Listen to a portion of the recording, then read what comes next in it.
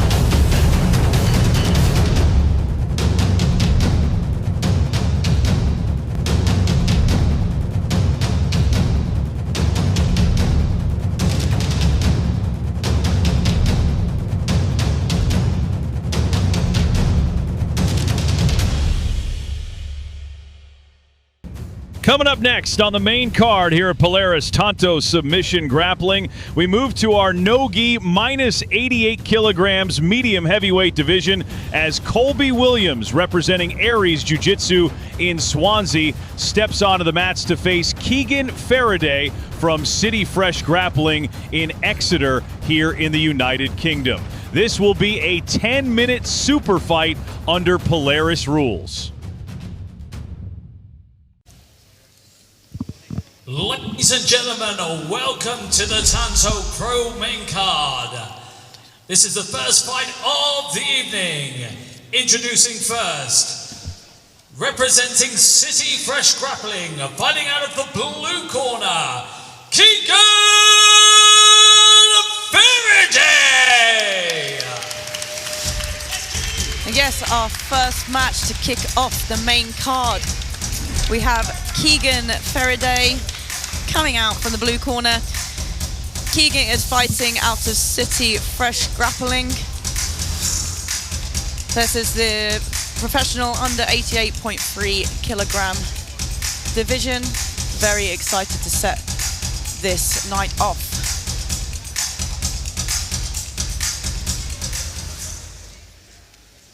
And introducing second to the Tanto mat, representing Aries Jiu Jitsu, fighting out of the red corner, Colby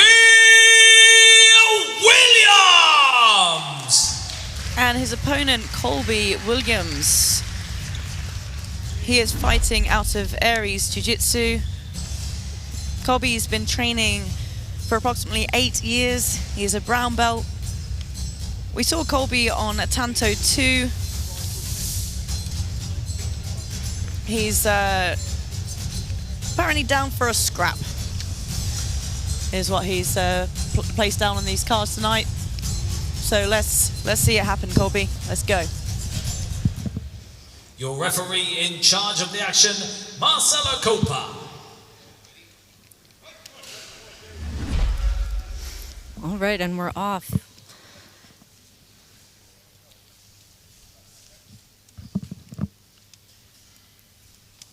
I like this collar, heavy collar ties that we've got going on here. Active wrestling. Nice little arm drag attempt there by Keegan. With a foot sweep kind of movement there. Ooh, beautiful. Again, into a guillotine. Good little combo. What weight did you say these guys were fighting at? 88.3. 88.3. They're very tall, aren't they? Yeah. Nice Very little, nice coming up on guillotine top roll, there. yeah. I like the cow catcher. It's really good against people with long arms. Oh, an attempt of a fireman's carry there by Colby, but not quite Stuffed. getting underneath enough, yeah. Pace has been really quick just coming out the gate here, especially with all this wrestling. Attempted an arm drag. Keegan's doing a good job of defending these takedowns as well as attacking them. And a nice roll under there by Colby. I do love a roll under for the knee bar. But Keegan read that very nicely. Yeah.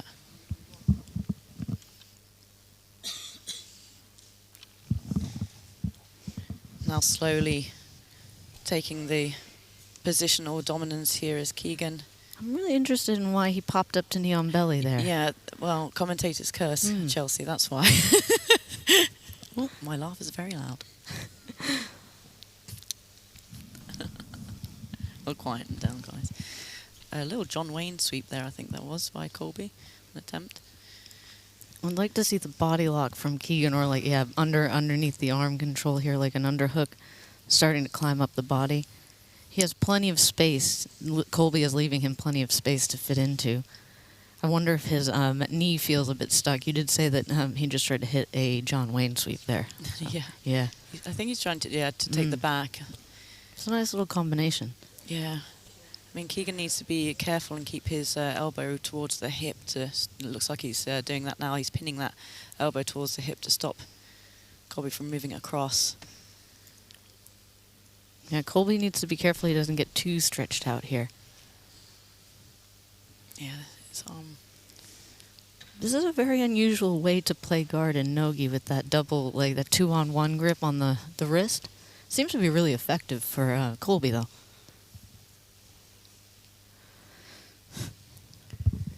So we've seen a lot of this kind of downward-facing grip tonight. I don't know if you've noticed that, Chels.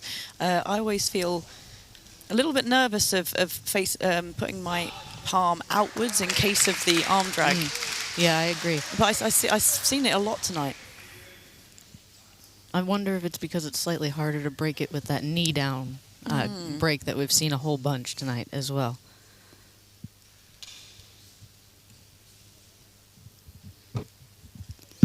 I guess every grip change you makes a Referee's decision. adjustment, right? You gotta give up something to get Referee's something. decision blue.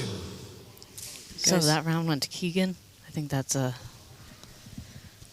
good call from the referees. There's a real nice attempt there by Colby. He tried to turn Keegan's grip into an arm drag. I really like doing that. Here we have a 2-on-1 from that overhand grip that you were talking about. Yeah. Oh, really nice inside literally trip just there going to by say Keegan. somebody needs to combine to the legs. Yeah. Oh, beautiful pass. Just couldn't get the hips up fast enough. You know, I'd like to see Keegan begin to progress his positions now, coming to mount, hopefully to the back. There's tons of space for a Kimura trap here. You were talking about how much you love a Kimura I trap. do love a Kimura trap. The It's a strong body position is great for it. See, here we can start to look for that position. He's going to north-south. But not quite enough pressure to keep flat. Potentially going for... I like that hook that he's using.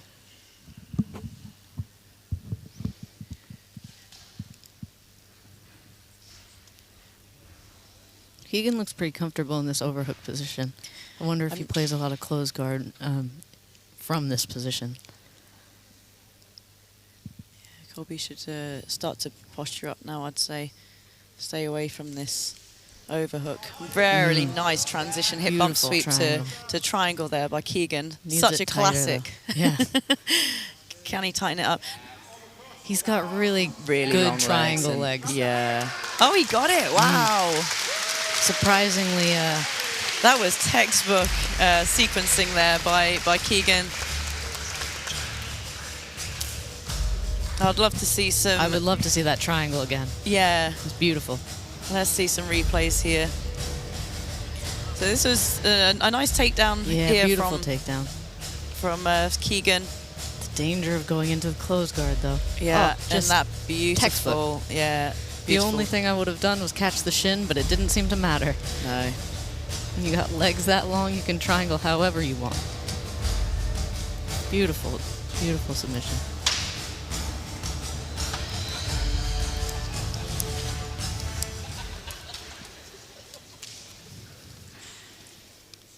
Ladies and gentlemen, referee Marcella Cooper calls stop to the fighting for your winner by way of triangle choke in the blue corner, Keegan Faraday.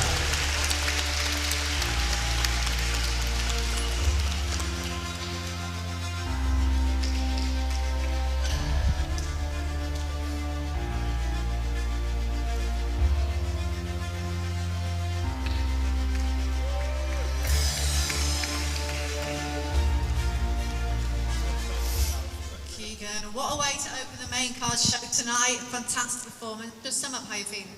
Yeah, really good. Had a super tough last couple of weeks, and today being my brown belt debut, Tanto debut, like couldn't start it better. Loved it. What had you been working on before this that you wanted to showcase tonight, and do you think you executed that? Me and Colby had a gentleman's agreement before. We were just going to wrestle. Both got each other, took each other down, but when we were on the mat, I couldn't let it go back up. He was super strong, thick as a Snickers. So what is next for you? When are we next going to see you out? I'm taking the summer off. I've competed too much. I had an injury last year. Competed, absolutely smashed it since like December. So enjoy the summer. If Tanto will have me again, Put me up higher on the card. Let's do it. How are you celebrating tonight? Oh, go bed. What a fantastic performance, all done, Keegan.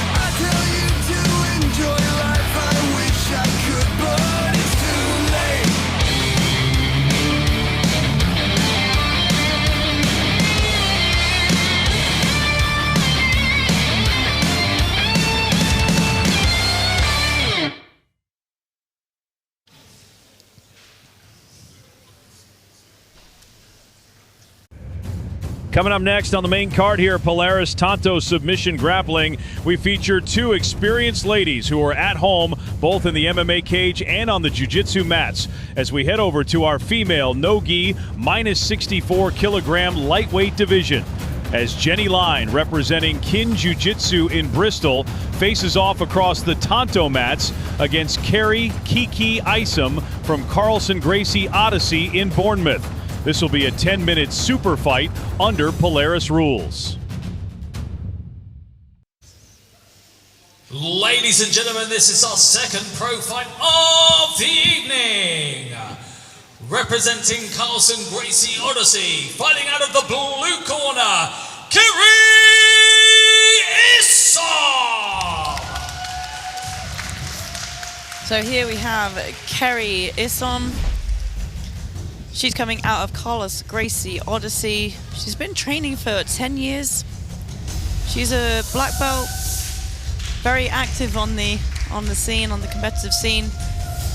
Polaris winner. She's a Medusa combat jiu-jitsu competitor. And also a bronze medalist at the Masters Worlds, which is a big achievement. Yeah, it's serious. And bringing our second fighter onto the Tanto mat, representing Kin Jiu-Jitsu, fighting out of the red corner, Jenny Line. Some big crowd support here for her opponent, Jenny Line. Jenny is fighting out of Kin BJJ. And Jenny has been training for around 15 years. She's a brown belt. Again, many titles under her belt. British Nationals Masters Champion of 2024. She's an ex-pro MMA fighter.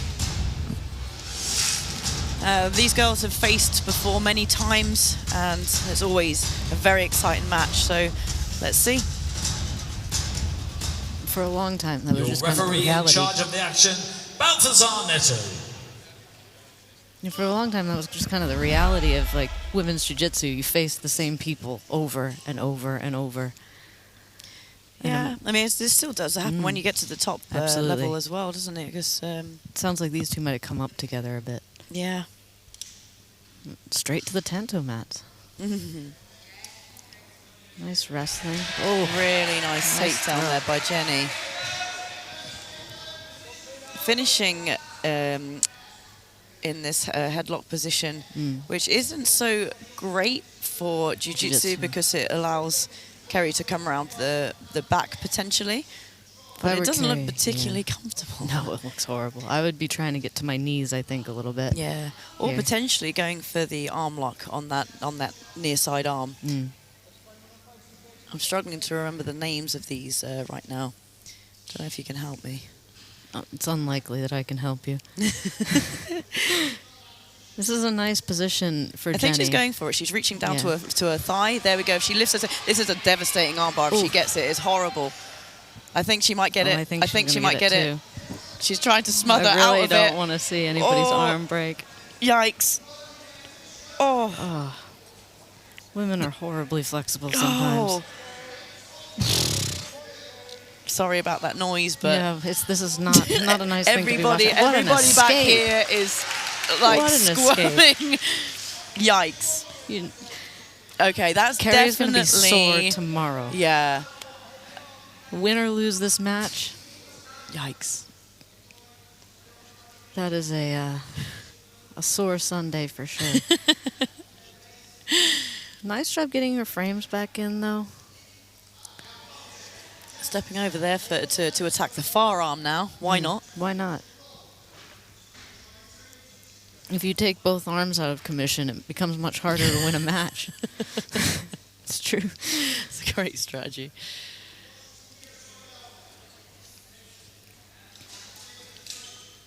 I am disappointed in the lack of wrist lock attempts that we've seen tonight.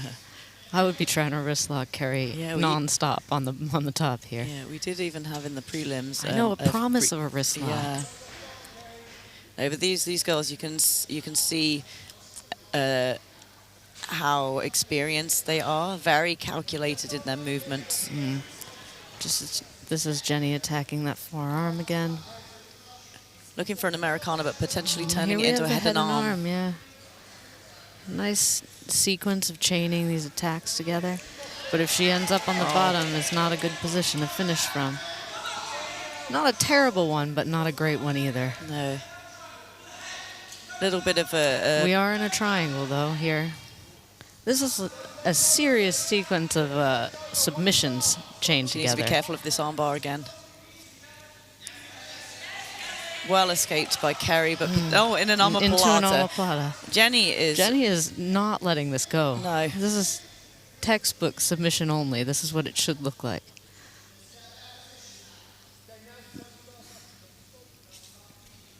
Referee's decision. Referee's decision red. I think we're not surprised by that. No, but Kerry on the Kerry heel on the straight heel, away. and it looks tight. See if she can pull it out here. That's just slipping out. Nice job from Jenny, slipping by. But there is a knee bar here.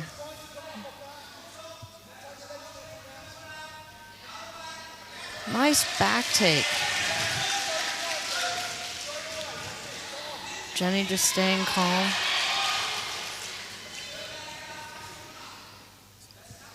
You have to think that even if she's not injured, that arm has to hurt. 100%, yeah. And it's got to be fatigued. Although saying that, sometimes you don't feel it you until don't feel afterwards. it until after. Once the adrenaline has passed, then it starts to hurt. There's been times where I've competed and I've been in some wild positions, and I actually don't know what's happened until I watch the fight back. I think, oh yeah, that's that girl was like kneeling on my face for 3 minutes. That's why my face hurts. Yeah, Jenny jumping that triangle. Is she over the arm? I can't really tell. No, not on the far side. Looking for that triangle position again. Kerry really needs to get something going here. She needs to get out of this closed guard, get into a more dominant position, and start to really do some attacks, I think. She is tired because Jenny has been really aggressively chaining these submission attempts together. Yeah, it's been really hard work. She needs to be careful of this arm. Kneeling on the face, as you should, in this position. Oh, this is the same arm. Is it? It's the same arm that she's attacking right now that she was attacking earlier on in the match. I don't think she has it, though. It doesn't look like the elbow's inside. But it's really hard to tell in these positions. Yeah, the thing is, Kerry doesn't have a particularly good... smashing position. Yeah. Yeah. So but she does have the ability to kick Jenny in the face, which she's doing liberally. And she's out. Yeah. So the tables now have the turned. question is Jenny tired? Is she going to be able to fight out of this position? When we see more advanced players, like quite often their accuracy remains pretty good. Yes. Like despite them being tired. So I think she's doing pretty good. Yeah, she really has to fight the hands here, because if she gets Oh, pulling that forehead back to gain access to the neck. I love it. Referee's decision. I like this head pull as well. Referee's decision, red. So Jenny has taken these. Kerry needs a submission to finish, to win this match. Jenny just needs to not get submitted. This is like some kind of a training exercise. She's got that choke in. Oh, that choking, that head under the neck. Oh, and what an escape. That was a very well-timed escape there by Jenny.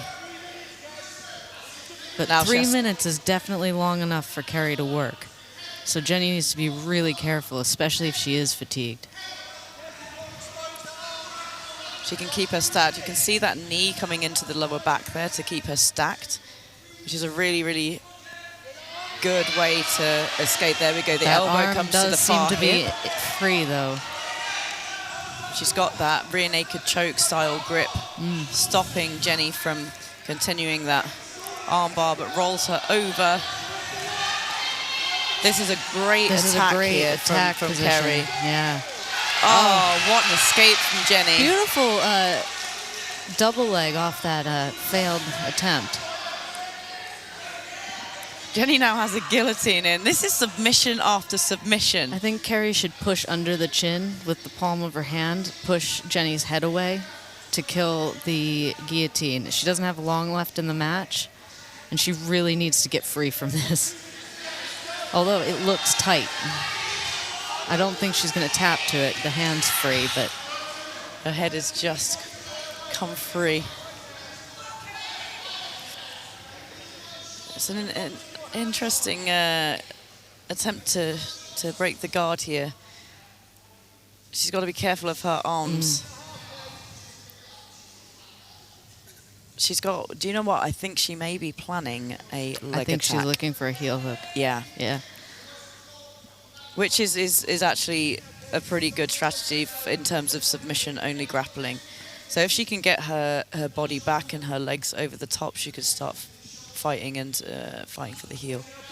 This is something that I'm always afraid of, is that if I put my hair up like Kerry has hers, I'm going to get my head stuck in a triangle, and this is exactly why. And it honestly, it's such a problem, especially when you have this much hair. Jenny looks like she's in like a dead orchard position. Yeah. I can't tell if both arms still inside? I think both arms are still in, yeah. Kids coaches out there, this is a great technique to teach the kids. They love this, and they can all do it. She's got that arm is. She's got it. She's got it. She's got the tap. What a beautiful match from these two. That was incredible. Submission after submission. The submission defense was just as exciting as the submission attacks. Let's see the replays here. There are so many golden moments right now. I really thought she might get a bite on that, but just no. But that rolled into a back take, and then we had this sequence of armbar. I really thought she had this too. Attacks, yeah. What an incredible match from these two. Finishing off with the dead orchard into an armbar. Fantastic match.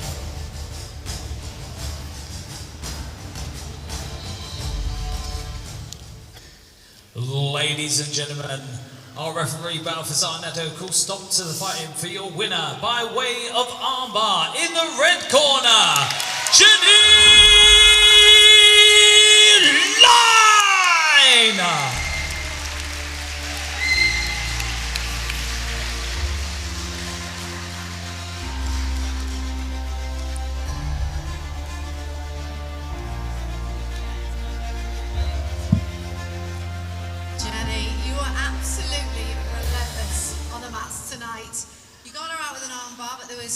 Many times before that we thought maybe you were going to get her out of there. Just talk us through that.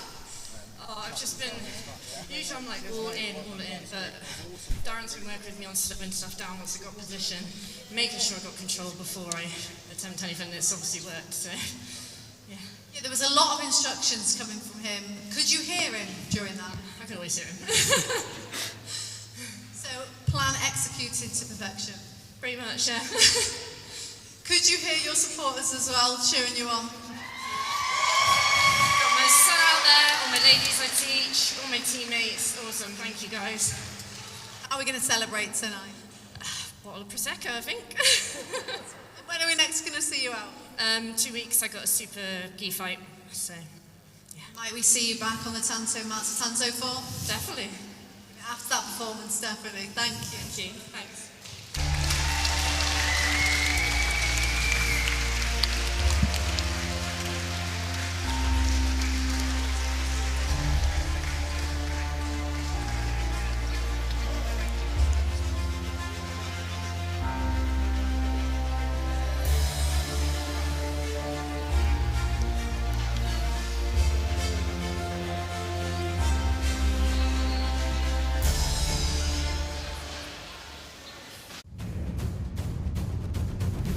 Introducing our next main card match here on Polaris Tanto Submission Grappling. We head over to our male no-gi middleweight division at minus 82 kilograms, where we have James Amos from Impact Gym in Bristol facing off against Marco Papa from J. Butler Jiu Jitsu in Yateley in Hampshire, right here in the United Kingdom.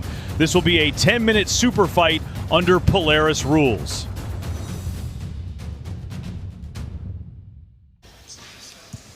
Ladies and gentlemen, this is the third fight of the evening. Introducing first, representing J. Butler BJJ, fighting out of the blue corner, Marco Papa. Coming in from the blue corner is Marco Papa. Marco is representing J. Butler BJJ. Marco has been training for 10 years. He's a brown belt, and he predicts this match will finish in a heel hook. This is the middleweight bout. A very exciting division indeed.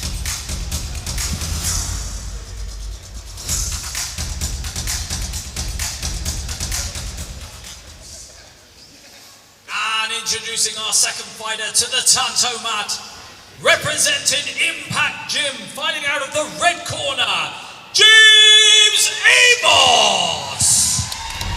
And his opponent, James Amos, fighting out of Impact Gym. He is an MMA fighter. He's been competing in and training in MMA for 10 years and Jiu-Jitsu for 4. James is also a brown belt.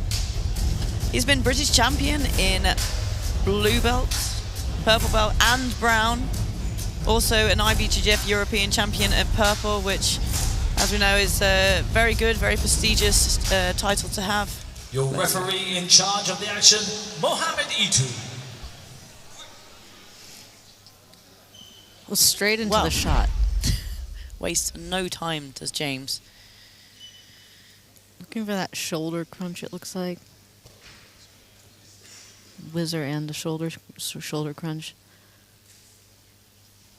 Trying to elevate, but James is heavy hips. Yeah, on the hips there.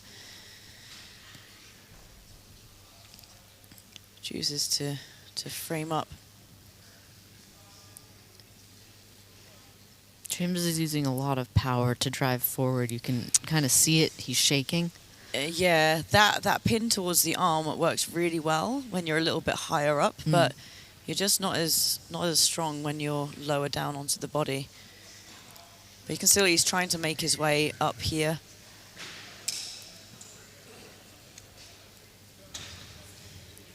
Yeah, I think if he took a more kind of perpendicular position to the body, to the bottom player, then he'd be able to pin the hand a little bit better. Right now he can't get a good pin on the hand or the leg. But now he's kind of moving around Marco's legs a little bit better. Marco has like a loop over here, and it's like a fake lasso. Yeah, but it's James doesn't seem to be bothered about it.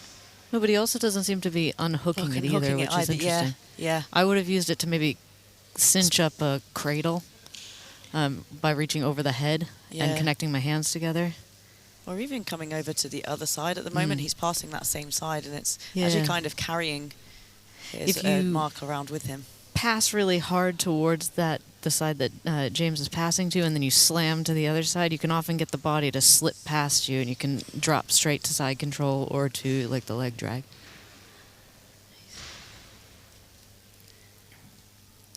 Marco's got a good hook on the bottom leg. The active toes on that half guard leg are really, really important to keep James from just blasting past the guard. yeah. And definitely, like as you get more advanced in jiu-jitsu, you use your feet as hands, right? Oh yeah, all the time, all the time. Super weird. What a beautiful pass. That's nice. Just like really clean. There was no brute force to it. It was just a clean pass to the side.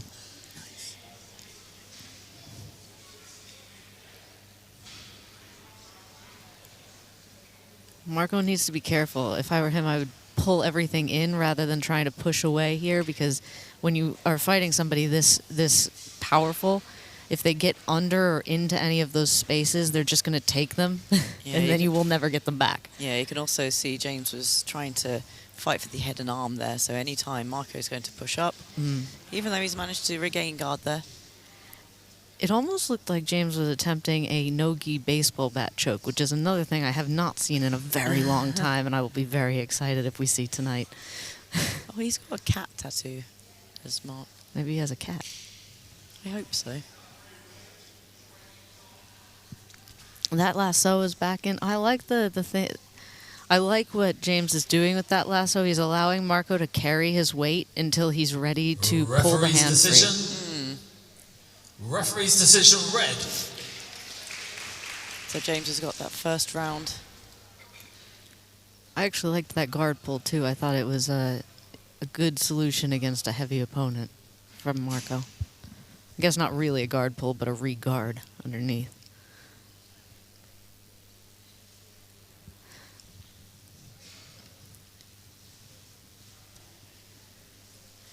And again with Marco that pass, just trying a buggy choke. Or a goth lock, is it? He's going for a buggy choke. Do you think he'll get it? I don't think so. I think so. With the hand trapped like this, it makes it almost impossible. Would like to see James chase the back, though. He's trying to handcuff him behind his back. Oh, yikes. And again, Marco trying this buggy choke. The armbar is actually a really good defense to those kinds of attacks. Absolutely. Kneeling on their face is also another excellent defense against buggy chokes. Yeah.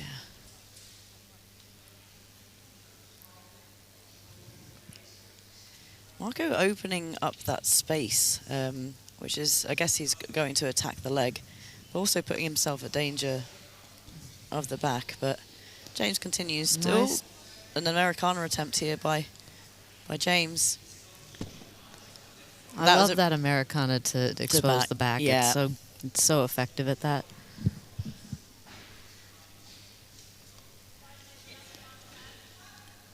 Looks like he's going.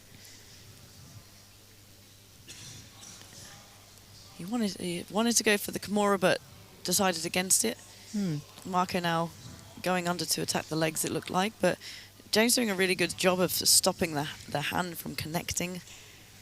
I'm really interested because James has access to a whole bunch of different really good positions here, but he seems to be seeking one in particular, and I'm not sure what he's looking for. But, you know, he has the access to the back here, but he doesn't seem to want to attack the back. Not in any kind of like traditional way anyway. But he does seem... There's that modified baseball bat choke again.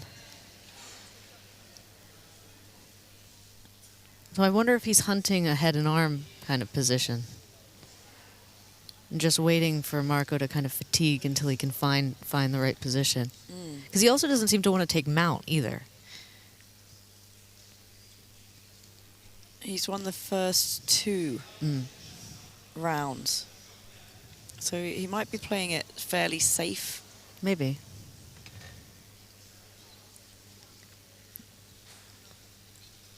Referee's decision. Referee's decision red. Is this another buggy choke attempt? Looks like it. I think so. Again, I mean, like, I'm not a true believer of the buggy choke, okay? But in a submission-only tournament, it's probably worth... It's probably worth trying. Yeah. And there are definitely people who are successful with it. Yeah. But I think that they are the exception rather than the rule. Absolutely. In my experience. There are people who get very good at it, but the fact that you can point to those people, it says that maybe it's not for everybody. Yeah. Whereas everybody can do a rear naked choke. Yeah.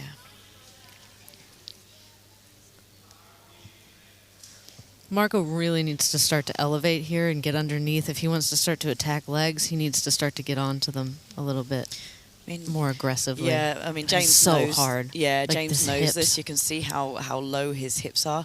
He needs to be careful, like extending his arms out here, though. I don't like that. I guess he's no, pushing you could the just chin belly back. down, or attempt that belly down arm bar there. But I feel like he's sitting so hard on Marco's foot that Marco won't be able to pull the foot free.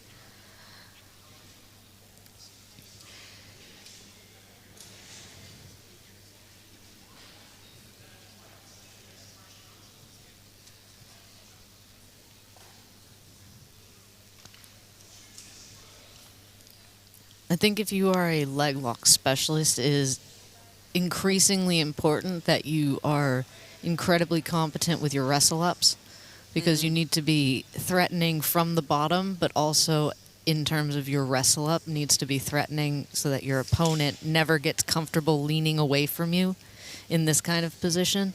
Like right now, James is not really trying to pass, but he also knows that he's not going to get stuck in a leg entanglement here. He's not threatened at all that Marco's going to come on top.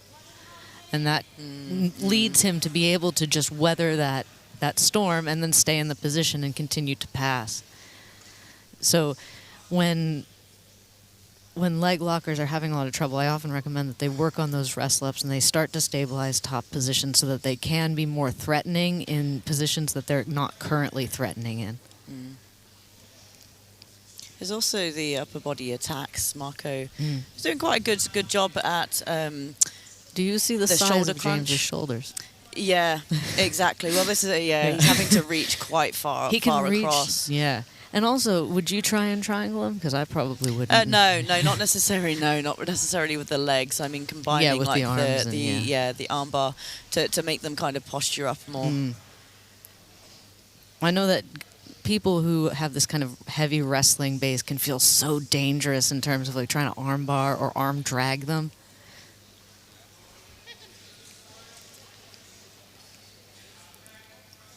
It was a nice opportunity for an off balance there from Marco as he slid back under again.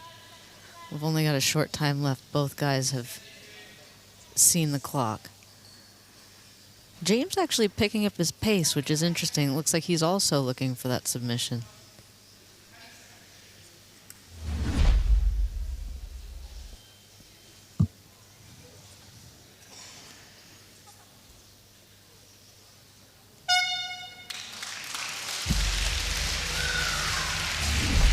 Go to the decision for that one. Let's see some replays. So yeah, really nice double there by James. Keeping the feet back, no option for the leg entanglement. Really good positional dominance throughout. Couple Americana attempts here that actually were really close, which is unusual at this level of competition. Ladies and gentlemen, after 10 minutes on the Tanto mat, we go down to the judges' decision for your winner. In the red corner, James Amos. And James Amos takes the win. Great fight from both competitors there.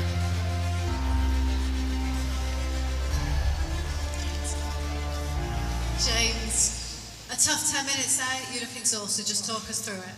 Give me 2 minutes. Need to catch your breath. No, it was exactly what I expected. He's a good guard player. He's got good elevations, good butterflies. I'm just stronger. That's what it came down to, stronger man. Talk me through the game plan that you were trying to execute in it tonight. I knew he was most likely going to pull guard. The plan from the start was to disrupt that process. So the double leg was supposed to get me past, but we ended up in the guard. But he's probably pulled practice touching and sitting over and over. I just wanted to disrupt that cycle. And then I know I can put pressure on people, even though I'm old. How proud are you to be out here on the Tanto mats tonight in front of friends and family and supporters? It's excellent. It's such a good show. Simon and his team doing an amazing thing. I hope to be back. But yeah, no, long may it continue. You wanted to be back Tanto 4? Oh, 100%. Yeah. Anyone. Well, well done tonight. Great performance. Thank you very much. Thanks a lot.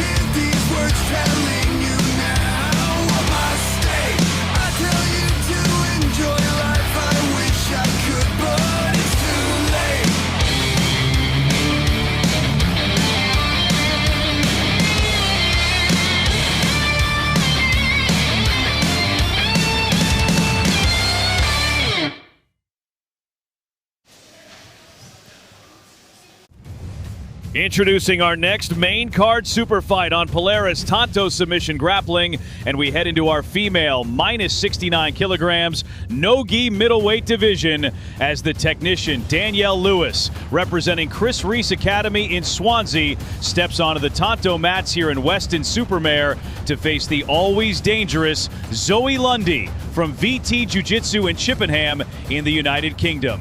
This will be a 10-minute super fight under Polaris rules. Ladies and gentlemen, this is the fourth fight of the evening. Introducing first, representing Chris Reese Academy, fighting out of the blue corner, Danielle Lewis. So our fourth fight of the main card. We see Danielle Lewis. She's fighting out of CRA, Chris Reese Academy.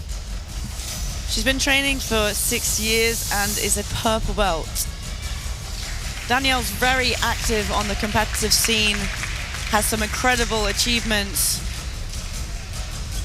One notable one is the AJP World Championship. She got gold, which is really a big accomplishment, as well as being a British champion and many other titles.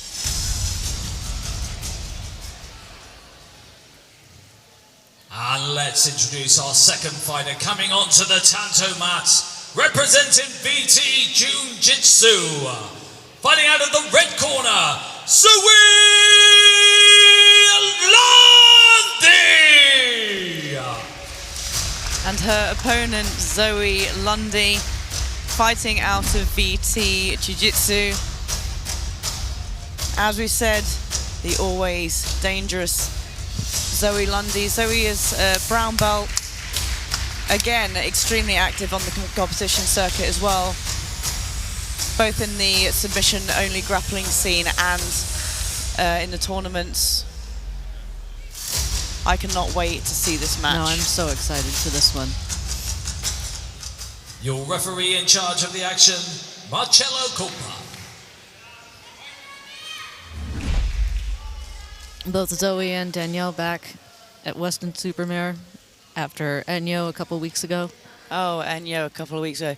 Zoe is one of my teammates from Team South. I'll try not to get too excited back here. And that was a nice catch from Danielle. I liked that catch as Zoe stepped back. She has the opportunity to use it to kind of come around towards the back if she can get a good grip on it. Looks like Zoe is looking for the leg drag. Yeah.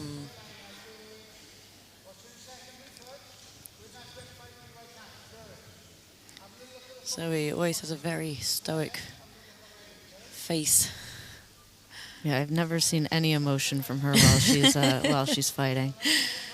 I like this underhook as a method to kind of like pass the guard. Nice Really recovering nice passing from here. Danielle. Coming through straight to the Kimura. Yeah. Beautiful. Calm. And ready. Yeah, she's just waiting for the moment to break that grip. There's going to be a moment where Danielle has to either adjust her grip or try and get on top, and Zoe's going to start to try and either switch to the Tariqa Plata perhaps, or start to break that grip.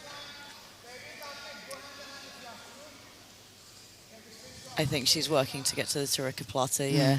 She's slowly trying to get that hand a little deeper. She's tucking the hand in, which is sometimes easier than the alternative of yanking it out. But equally, just as I said, that she changes, but her hand is really close towards the wrist there. So actually, she's potentially got 3 attacks. She's got a reverse triangle, some kind of a Choi bar variation Kimura here.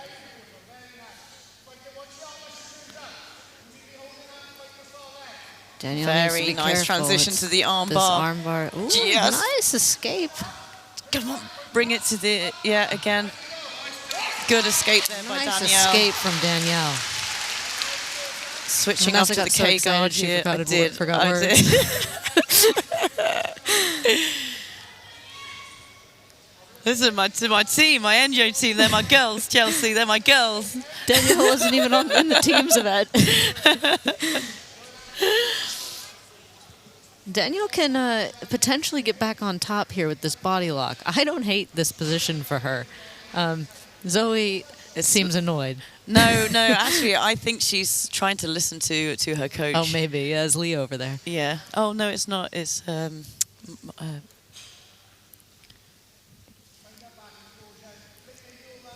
Nice lift from Danielle. Beautiful work. She needs to get under the elbows somehow before she starts to climb, though. Otherwise, she's going to lose the position. Great recovery from Zoe there. Referee's decision, red. First round goes to Zoe. I think I've seen Danielle predominantly playing from guard when I've seen her compete, so it'll be nice to see some passing. Absolutely. But Zoe, she's a very well-rounded player. She also has at least one injured ankle. We were talking about this earlier. Yeah. Whether you'd strap both. Well, I know that because I said the same thing at Enyo, and Lee, her coach, sent me a message afterwards saying, yes, she had an injured ankle. Yeah. So I do know that she does have at least one injured ankle at this point. Yeah.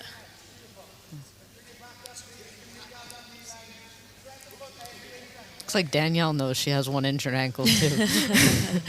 But which one? Yeah, but which one you gotta guess? Taped. It's a 50-50 Good strategy there.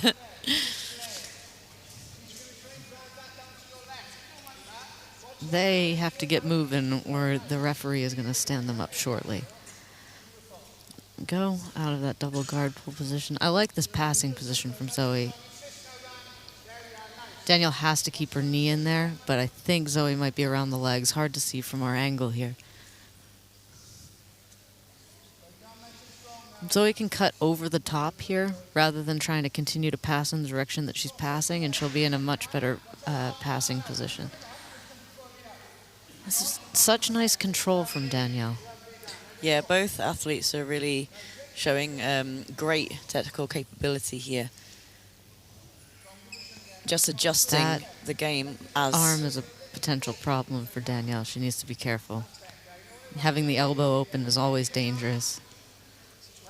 Yeah, especially seeing as Zoe has previously attempted some Kimuras already in this match.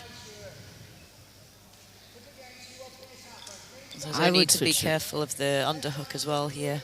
I would switch towards a cradle here, I think, because there's not a chance that Zoe's going to fish that underhook out, but she might be able to pass if she can collect the head and the knee. If Danielle chooses to wrestle up here hard, Zoe could be in some trouble. I'm well, not trouble. unsure but of what Danielle's doing with this arm, and I think it where might be it is. stuck. It's really, really hard to see from our angle here what's happening underneath this position. It looks like Danielle's hugging the leg, and it might be stuck in like the calf. Yeah, I think her arm is stuck under the calf. I guess she, unless it's purposefully there to try to, it looks like she's trying to wrestle I up use with this it. position as a way to wrestle up. Referee's decision. But Zoe's got a nice heavy position here. Referee's decision, blue. So the second round goes to Danielle. This really puts the pressure on both ladies to make something happen in this last round. Be fighting to get that arm away, get into the gap and get that underhook over Zoe. And she's Beautiful passed. pass. Really nice. She's got Danielle control. can't leave that arm behind. Underneath, there's 3 minutes left of this match. And if Zoe can just slowly continue to keep that dominant position, slowly fight to get... Danielle has demonstrated some real stickiness in her guard. Yeah. Yeah, she's got good timing in yeah. regaining her guard for sure. And she's regaining back to, other than this position, usually decent positions that she can work out of, which is, a skill in and of itself. Zoe's got really nice heavy pressure here. I like that position. I also like using this head on this side of the body, the same side Zoe's got. It's unconventional, but it's really good against somebody who wants to turn in and wrestle up.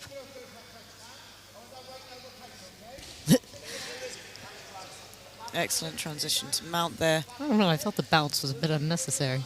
No, I liked it. Are we going to have a mother's milk?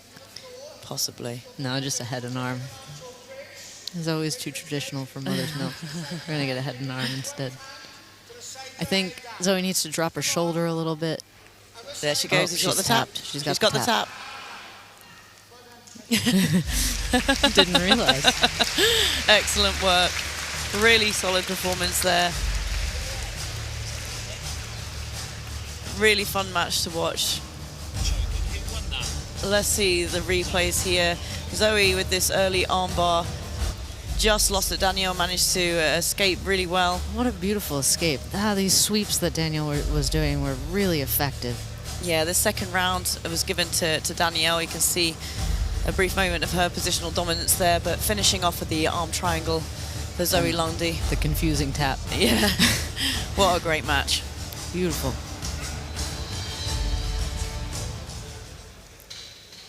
Ladies and gentlemen, referee Mark Anakah calls stop to the fighting for your winner by way of head and arm choke in the red corner, Zoe Lundy.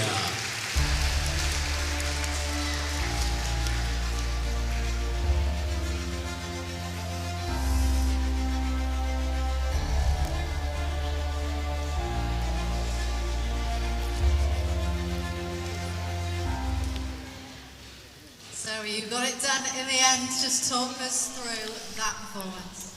So I think Danielle's a very underrated fighter. In my opinion, she's excellent. I knew that she was going to pull, go for inside lines, try to get to my legs. She did a really good job, actually. She was doing a great job defending the arm. I've managed to beat her twice with that, and she wouldn't give it to me today. She got me in some pretty funky positions, and I felt like I just had to take my time. And yeah, it was a tough match. It was pretty good. Yeah, it did look like you were taking your time. At some point, you were sort of just taking it in, deciding what to do. Were you listening to your coach, or was it just deciding what your next move was? I'm just trying to do disciplined jiu-jitsu at the moment. Not jump on anything, and just trying to make good, logical decisions. That's kind of why I slow down. When I have a pit stop, kind of evaluate the position, and think about what to do next. Certainly worked tonight, that's for sure. Thank you. Right, what is next for you then? Are we going to see you back on the Tanto mat? I hope so. I've got an invitation in 2 weeks, and then I've got IBBJF, JJF in a few weeks after that, and then catch British. Should be time for you then. Yeah. Well done tonight, fantastic performance. Thank you.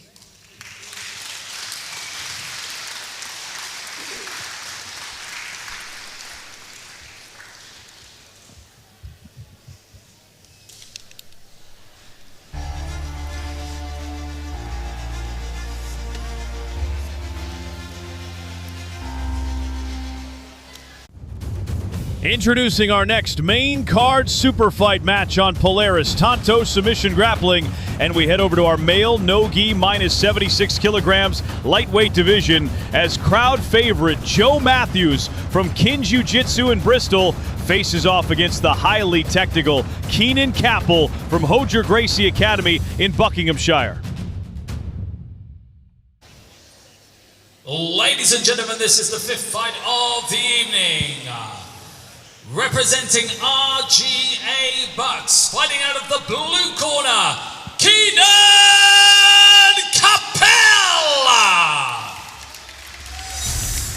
Coming out is Keenan Capel, fighting out of RGA Bucks. He's been training for 22 years. I've seen Keegan on the scene for a very, very long time. So excited to see him tonight fight as a black belt. He's won gold at the British Open at brown belt. The predictions for this match is dominant guard passing, heavy pressure, and no footsies. Love it.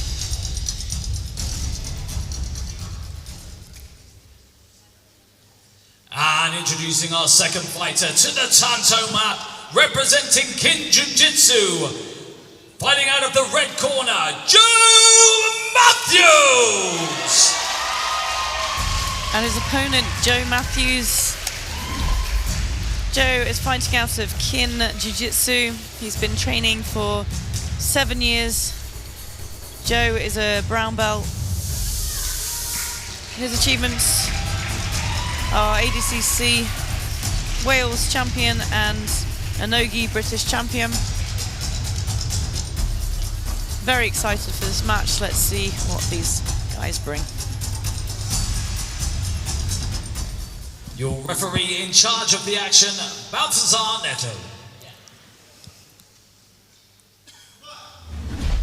I've seen Joe fight a number of times. I cannot remember, Joe, I'm sorry, I can't remember where I've seen you fight, but I do remember him always having really exciting matches. So I suspect we're going to have a scrap on our hands, Vanessa. Yeah, I'm very excited about this match. You said you've known Keenan coming up through the scene. Yes, I a couple of times have competed alongside his mum, Yaz Wilson. Yaz Wilson. Yes. An incredible Beautiful competitor. takedown. Yeah, one of Yaz. the UK's first women to come through. Really, really impressive woman. Yeah. She still beautiful underhook there. Oh, lovely. And a beautiful catch on that foot. Oh, through the toe hold. A nice escape there from Joe.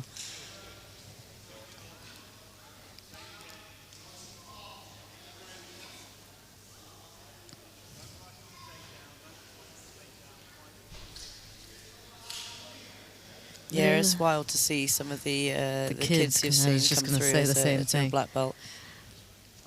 I spent a long time training with the Rutolos, and they're all grown up now. They were tiny little children when I.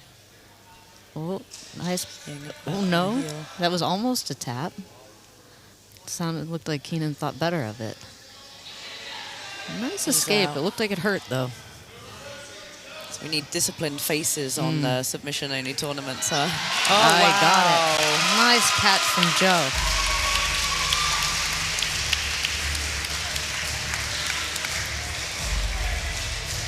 Let's see some replays here.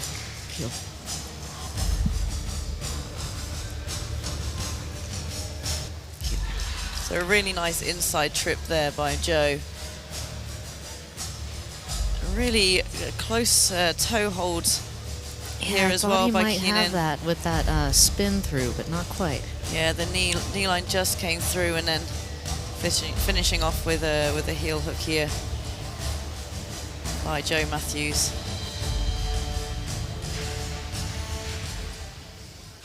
Ladies and gentlemen, Balthazar Neto calls stop to the fighting for your winner by way of heel hook in the red corner, Joe Matthews! Your winner, Joe Matthews.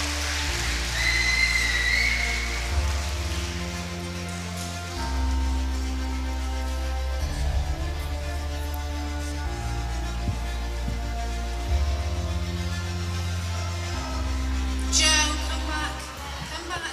Don't walk off. We need to do the interview. Fantastic performance. Got it done in just under 2 minutes. Just talk me through it. It went really well. Got a little takedown and then got a heel hook, innit? Happy. They did say crowd favourite. You had the same support as always, cheering you on when you came in. A word to them. Thank you. How good is it to be back on the Tanto mat? Really good. Very good. I like it. You gonna see you back? Yeah, definitely. How are you celebrating tonight? I have no idea. Go sleep. It's the best thing to do, right? Well done, great performance. Cheers. Thank you. I do remember Joe now. I had a very similar interview with him at one point.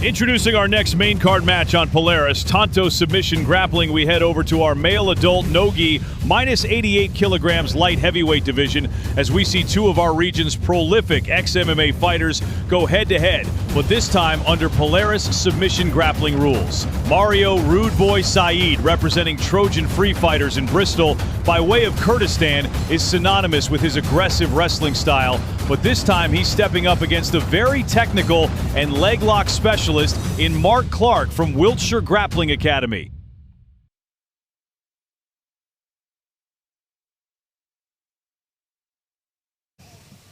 Ladies and gentlemen, this is the sixth fight of the evening. Introducing first, representing Wiltshire Grappling, fighting out of the blue corner, Mark Clark!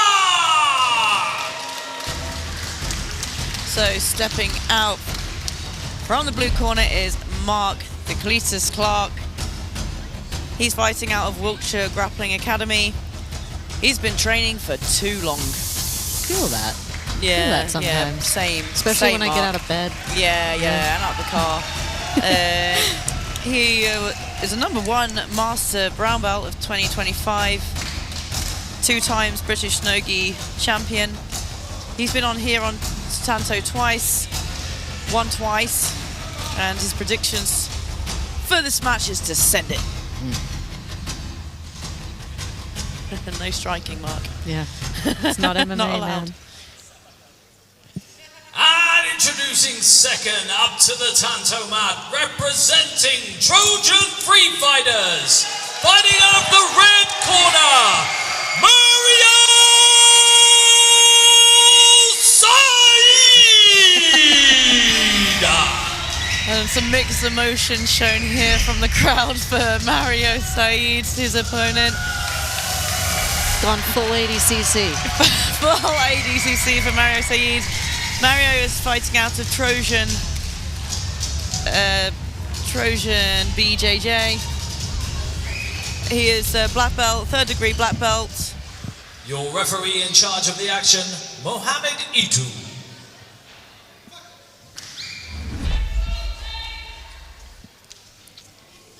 So both of these fighters our ex-MMA fighters. Mario seems to be doing some cheeky elbow strikes. Yeah, there's a little bit of heavy clubbing.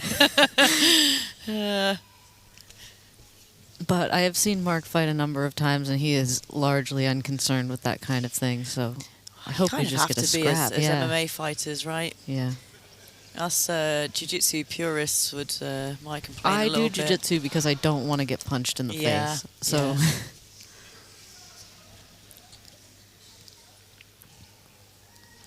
So Mario Seed has claimed that his achievements are being sexy.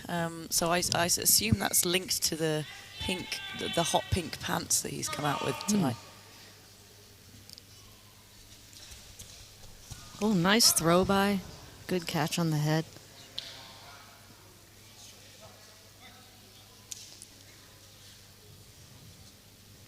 One thing that I do notice about MMA fighters sometimes in these events is they struggle with the lack of cage. And they end up pushing their takedowns towards the outside of the mat, and it becomes hard for them to actually stabilize anything. So hopefully Mario adjusts a bit. He's got really nice wrestling, though. Good combinations. That speed that comes with kind of a lot of fighting.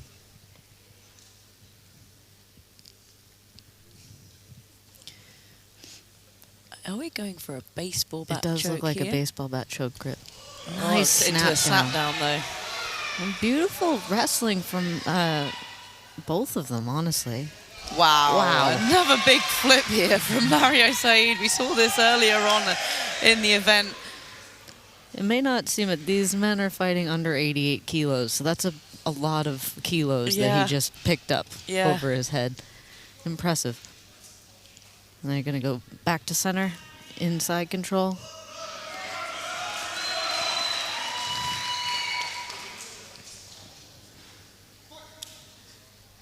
Straight to knee on belly. Don't waste any time. that was a good reset. A little bit cheeky, but that was a good reset. Nice ride all the way to the back. Mark's doing a really good job of like weathering this.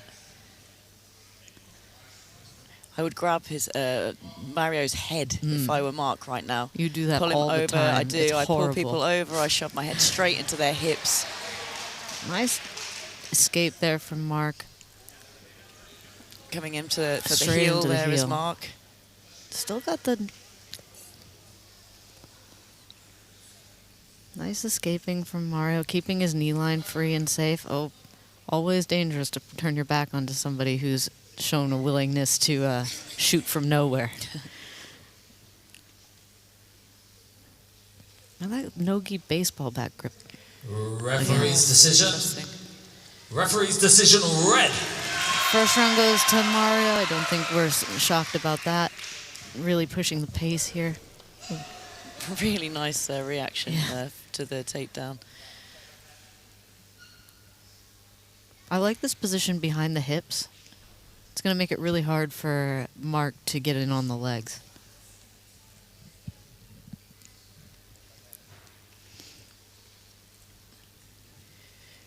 Mario has to be careful he doesn't get his head too high up over Mark's.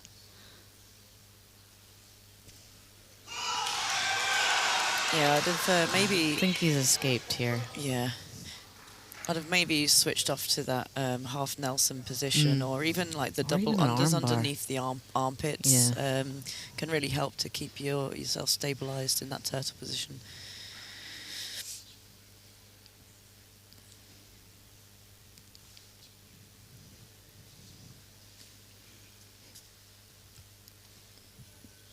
Mark with a really nice clean stand-up in the closed guard there. Dropping straight to a really nice passing position, Yeah. too. This is like a really good way to deal with somebody who wants to bounce around a lot. Coming round to the back now, it's Mark's turn. He has to be careful he doesn't get chucked I over think the Mario's- shoulder. Oh, he's going to roll over. Ooh, nice catch from Mark here. Oh, a And smother from Mark. Yes. Some cheeky finger grabbing happening here. Oh my, oh my. I mean, I feel like it's well within Mark's rights to be doing this at this point. He earned it. Mario trying to look for that footlock, which again I think is really important in these submission-only tournaments to know these sneaky submissions. Yeah. Yeah, the more dirty tricks you have, the more likely you are to succeed, right? Yeah.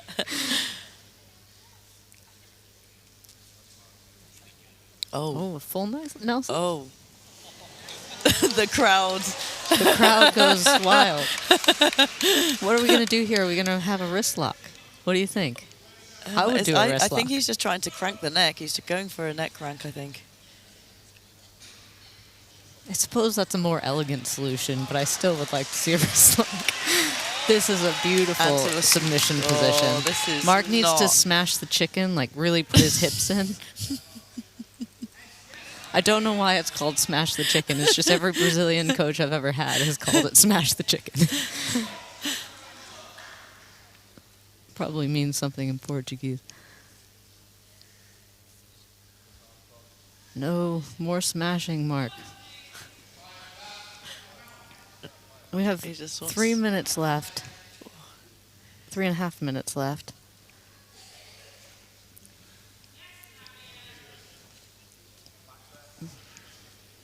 I think Mark has comfortably won this round. Yeah. So he needs to kind of slow down Going over for a crucifix, and get into maybe. a good position so that he can also comfortably win the next round. And Maro. Referee's decision. Referee's decision blue. Yeah. And There's this is the a win great. for Mark. Yeah. Well, as I was about to say, this is a great position for Mark to be in going into the third round. Mario managed to slip out there. I think, honestly, that escape could cost Mark this match. Yeah. Depending on how the rest of this goes.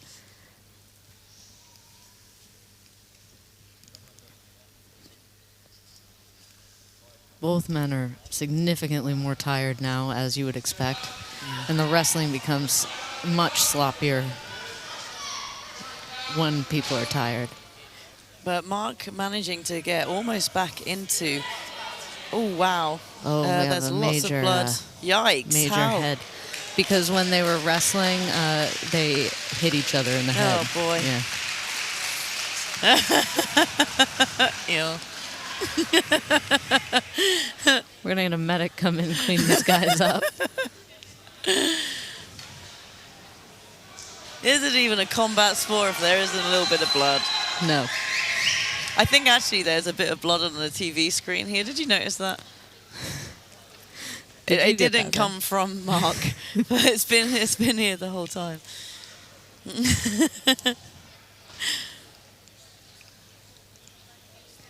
But what a fantastic match so far. Yeah, We've got absolutely. 2 minutes 24 left, and both competitors have a round each, so who knows where this is going to go. I think they're still just trying to clean his face up a bit. He'll have a few minutes to get the bleeding stopped and get a bandage on. We can take this time to talk about Pro Sports Grappling a bit. Yeah. And the events that they're putting on. So, Yeah, they've really supported this event hugely. When is their next tournament, Chelsea?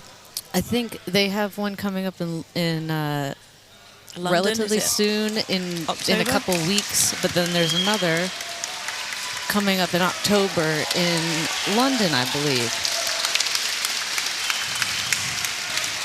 Yeah, get yourself to those tournaments. You know, it's a segue into these kind of events. Yeah, really well run professional tournaments. Yeah, all the reviews I've heard have been positive, and that the events are really professional. So, Pro Sports Grappling, get yourself to those events. Looks like we've cleaned up a bit, and we're just cleaning the blood off the mats. Both competitors now have probably had a little bit of a breather. Do you think we're going to see another immediate blast double off Mario? No. He's breathing too heavy. I don't know. I think we're going to do it. I think we're going to see it. Ready? Let's see. No. Oh.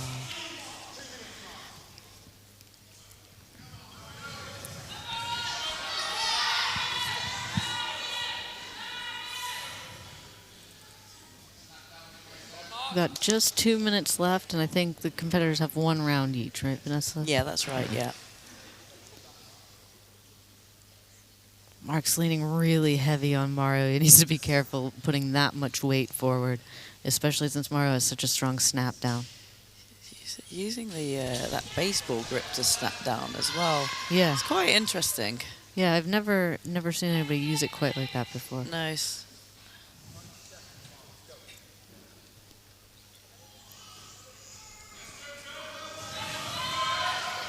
Yeah, it's very interesting. The competitors, like you say, Chelsea, they're kind of pushing. Yeah, they're pushing leaning back heavily. And forgetting there's not a cage there to catch them. That would have been a really nice movement up against a cage. Yes, yeah. But it's just body memory, right? Yeah.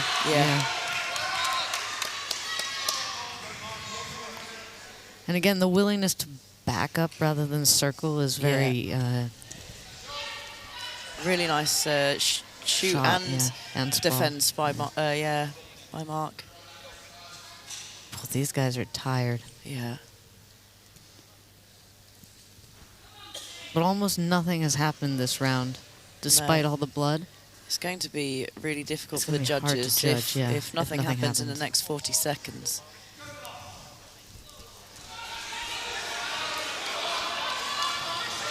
Good call from Mark, I think. Trying to drag the head. I would be pulling this match back into center. For sure. Just honestly exactly what Mark is doing, just in an attempt to keep the my word. match going.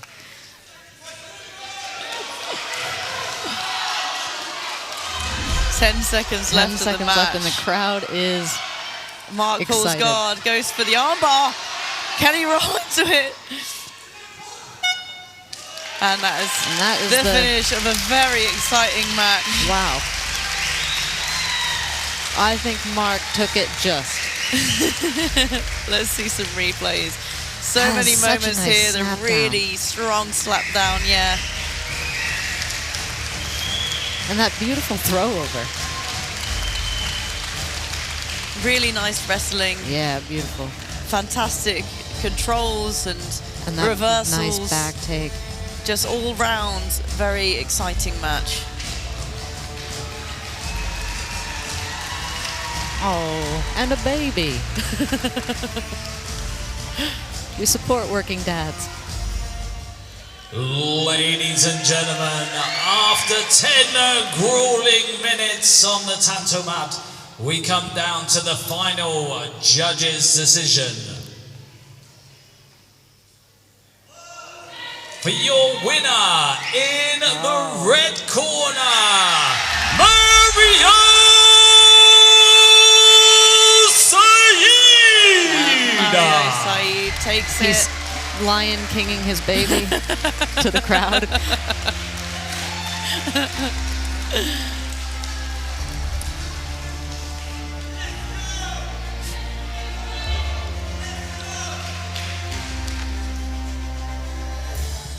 Mario, you got the win. Quite an eventful one there, though. Just talk us through it.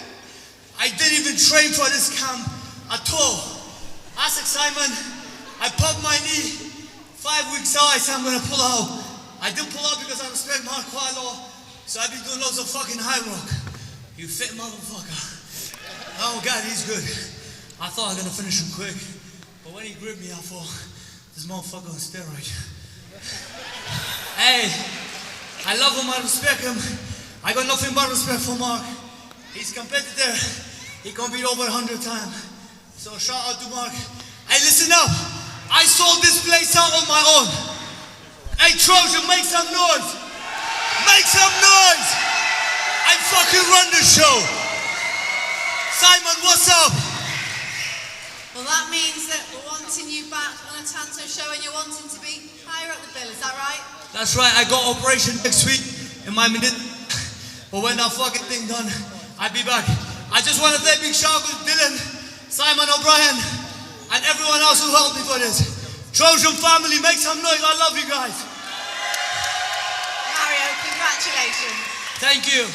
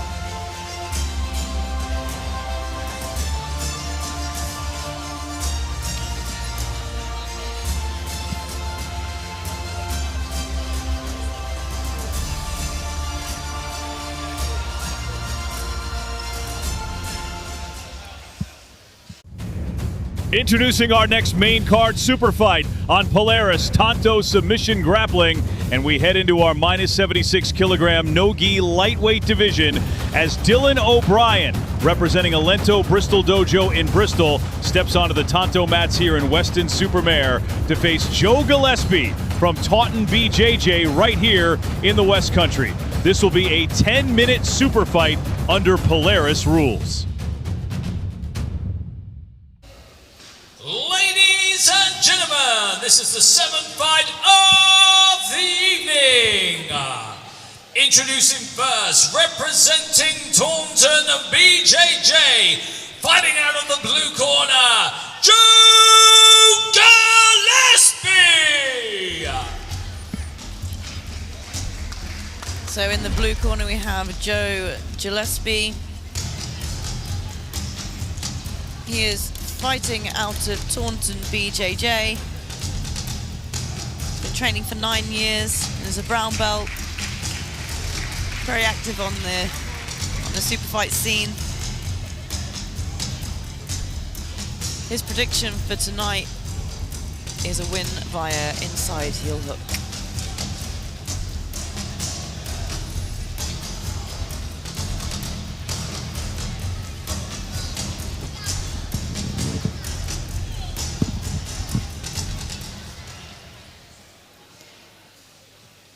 And introducing second to the Tanto mat, representing Alento Bristol Dojo, fighting out of the red corner, Dylan O'Brien! And his opponent, Dylan O'Brien. Dylan is fighting out of Alento Bristol. He's been training for 13 years and is a black belt. We saw Dylan here on the last Tanto. He won his match. His predictions for this match is some wrestling, guard passing, and an armbar or a rear naked choke finish. Dylan's usually behind the camera. It's nice to see him in front of it. Absolutely. Your referee in charge of the action, Marcella Copa. And we are off. Straight to the guard pull for Joe. It looks like we're fighting in a lightweight division here, under 76 kilos. So expect lots of movement from these guys.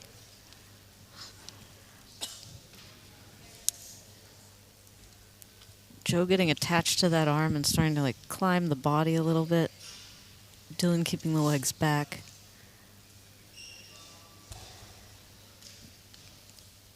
I think that's a really good strategy there from Dylan because Joe has predicted an inside heel hook finish, so that outside style of passing and sort of long distance range is really good.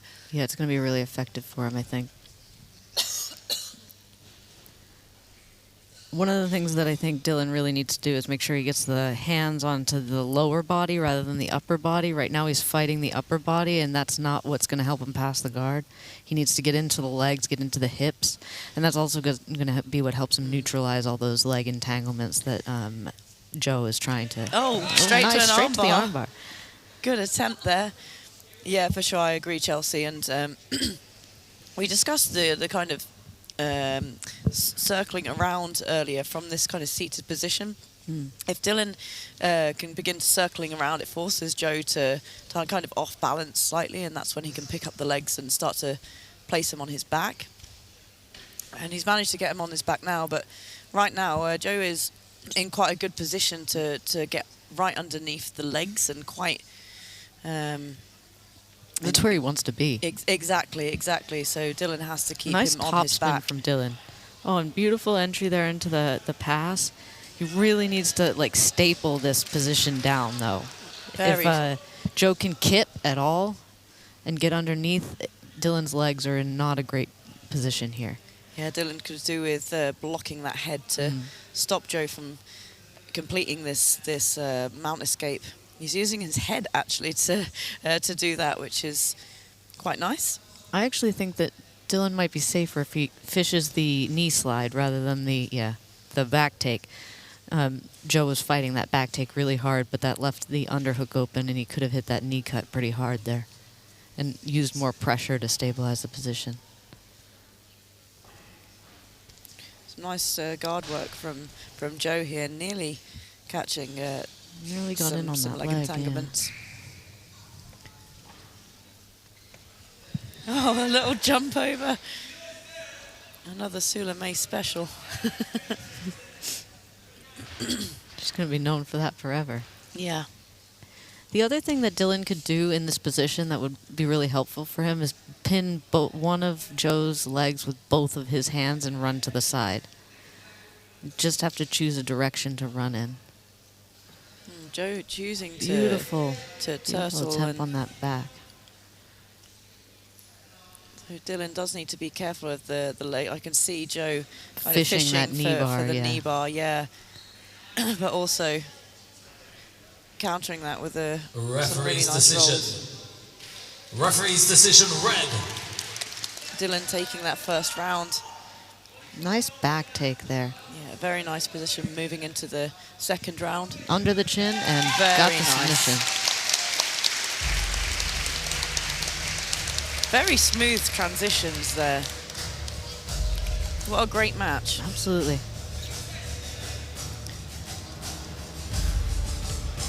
So yeah, we saw some really nice outside passing, passing with the armbar attempt there from Dylan. And some really good guard work from Joe as well, but constant positional dominance really from Dylan, finishing off with a nice clean back take and rear naked choke finish. Yeah, very nice. Yeah. Beautiful.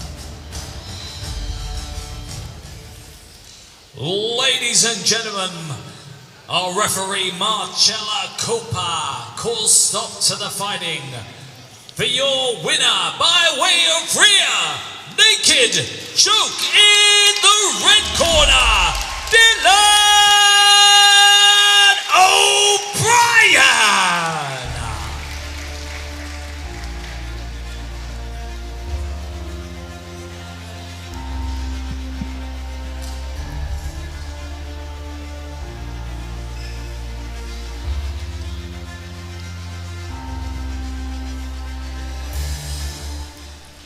Dylan, more success here on the Tanto mats. How are you feeling after that one? Oh, amazing.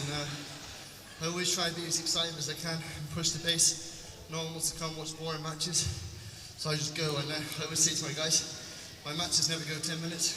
I either get a submission or get submitted. You know, I'm just pushing the pace, taking risks, just trying to be as exciting as I can. And it was amazing. It paid off.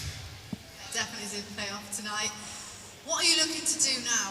Now you've just done that tonight. What is next? Well, I had a contract come through to fight on Polaris in Bath, so that's really good. And obviously, there's being a platform that showing people my jiu-jitsu, so that's the next step for me. Also heard rumours about an under 76 kg title for Tanto, so that'll be amazing too. So two big things, hopefully coming up. And your job's not done tonight. You've still got to sort of run the show for the rest of the night. Yeah, this line rigs, it's all me. Yeah, if you see all this, I've done it all. No help. How are you going to celebrate after the show tonight? Oh, probably kebab, yeah. Love it. Well, well done. You did a great job on the show as well. Thanks so much.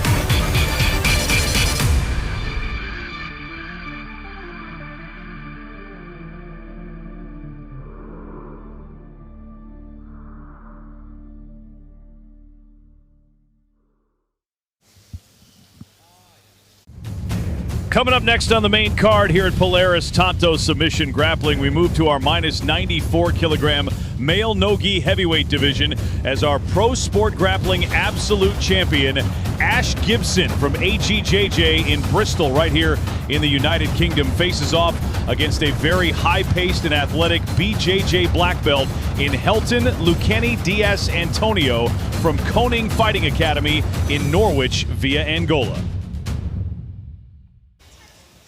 Ladies and gentlemen, this is the 8th fight of the evening. Introducing first, representing Koning Fighting Academy, fighting out of the blue corner, Helton Antonio. So here for an under 94.3 division, our first competitor, Helton Antonio. Helton is training out of Koning Fighting Academy. He's been training for over 13 years and is a black belt. He's come out of ADCC Pro just last weekend, coming second.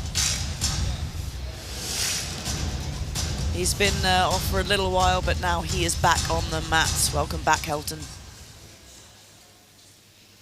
And introducing second up to the Tanto mat, representing AGJJ, fighting out of the red corner, Ash Gibson! And his opponent, Ash Gibson. Ash is training out of AG Jiu Jitsu. Ash has been training for 10 years and is a brown belt. Ash is frequently seen fighting quite large opponents compared to his smaller stature, I'd say. And somebody's got to fight the big boy. Somebody's got to fight him, yeah. It may as well be Ash. I don't want to do it. Your referee in charge of the action, Balthazar Neto.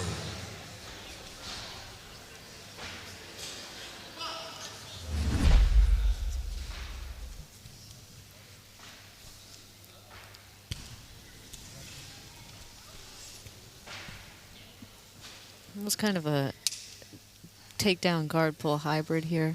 Yeah, I mean, I don't think it's a bad thing. I quite like it when people combine the takedown and guard pull, but that's a lot of pressure already. Yeah, you can tell that body lock is tight. Yeah,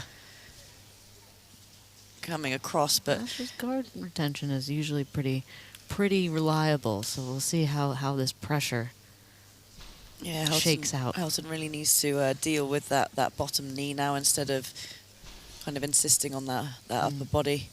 I know we are used to seeing Ash fight much bigger people, but they don't look mismatched in size. They don't. Nice pass, though, from Helton. Needs to stay back behind the hip, so he doesn't fall off the top. Ash needs to be careful popping his head up like this, too. Straight down again by Helton. And quite high there is Helton on this back attack. But he does seem to have the actual neck, which will help him stay attached to the position, I think. Going back onto the hips, but not securing the hips, and Ash managing to come back into a guard. Ash is doing a good job of that simultaneous guard play wrestle up that I was trying to talk about earlier. He's dangerous off the bottom, but he is also dangerous when he's on the bottom, which is something that a lot of leg lockers take a long time to develop. Nice shoot there from Ash. And again, kind of turning it into a guard pull, which is really nice. But Helton straight onto the neck here. Ash seems pretty confident that he's going to pop his head free. Yeah, I thought Helton had a chin strap, but no. Nice bite on the foot, but I don't think that's the wrestle up that I really wanted to see earlier in the matches. I'm interested to see where they reset. Will they reset from standing? Yeah. Ash don't arguing argue with the referee. Yeah, I think he did do the takedown from inside of the area, so I think that's a fair argument.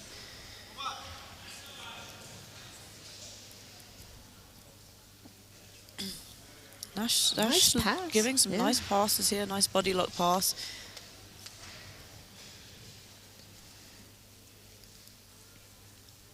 This is legitimately one of the most important reasons why if you love leg locking, you should also love heavy pressure passing. You should love wrestle ups. They link together so well. And if you're good at leg locks and you're also dangerous on top, you can be a real problem. Yeah. Nice guard work here from Helton. You know, again, we're seeing some of these larger divisions doing really amazing guard work, which is just such an impressive thing to see. Nice control there from Ash. Referee's decision. What a bridge. Oh. Referee's decision, red. We had a split decision Yeah. there, but Ash managed to take it. Taken to the back. I like how Ash is underneath the shoulders of Helton here, stopping Helton from getting his head to the floor. Perhaps he's he's going for a smother, but he also Looks has like a this Kimura, arm. yeah. I think he's going to turn this into an arm bar eventually. Or there's a reverse triangle here as well that he can lock up to use to help him with the arm bar. I Very like nice what little Helton's done with the foot. combination. It has made it impossible to lock the reverse triangle. There we go.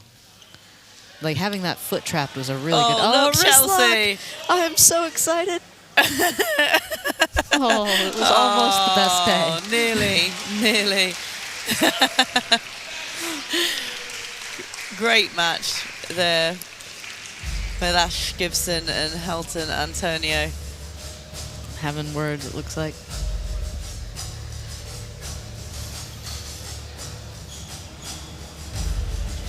Let's see some replays here. Nice almost pass there. Yeah, definitely Antonio had, Helton had a really great first round there. Ash coming back and really displaying some good all-round jiu-jitsu. Absolutely. And that nearly finishing with a wrist lock. near wrist lock.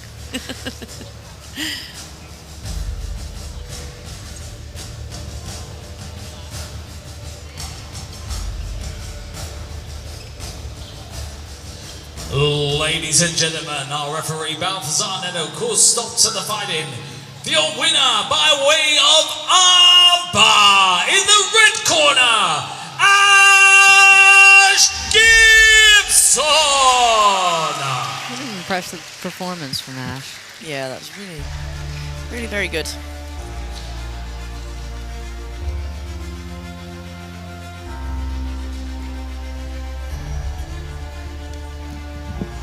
We're now into Ash, our well title. done, great performance there. Just talk us through how you're feeling. Yeah, good result. He's very strong. I was hoping to get a leg lock finish, but unfortunately that didn't work. But I came up with a sweep. Good fun. Bonus have the contract with Polaris now. Get another run out there. And the 94 kilo title, Cormarmac and Michael Tomlinson. I want the winner of that next one. So let's get it going. Thanks, guys. So a win here tonight is going to do quite a lot for you going forward to give you those opportunities. Yeah, definitely. That was a good performance. Again, another finish. That's what we come for. How you celebrating? Food, pizza. Some over there, go get you some. Well done. Thank you. Cheers, guys.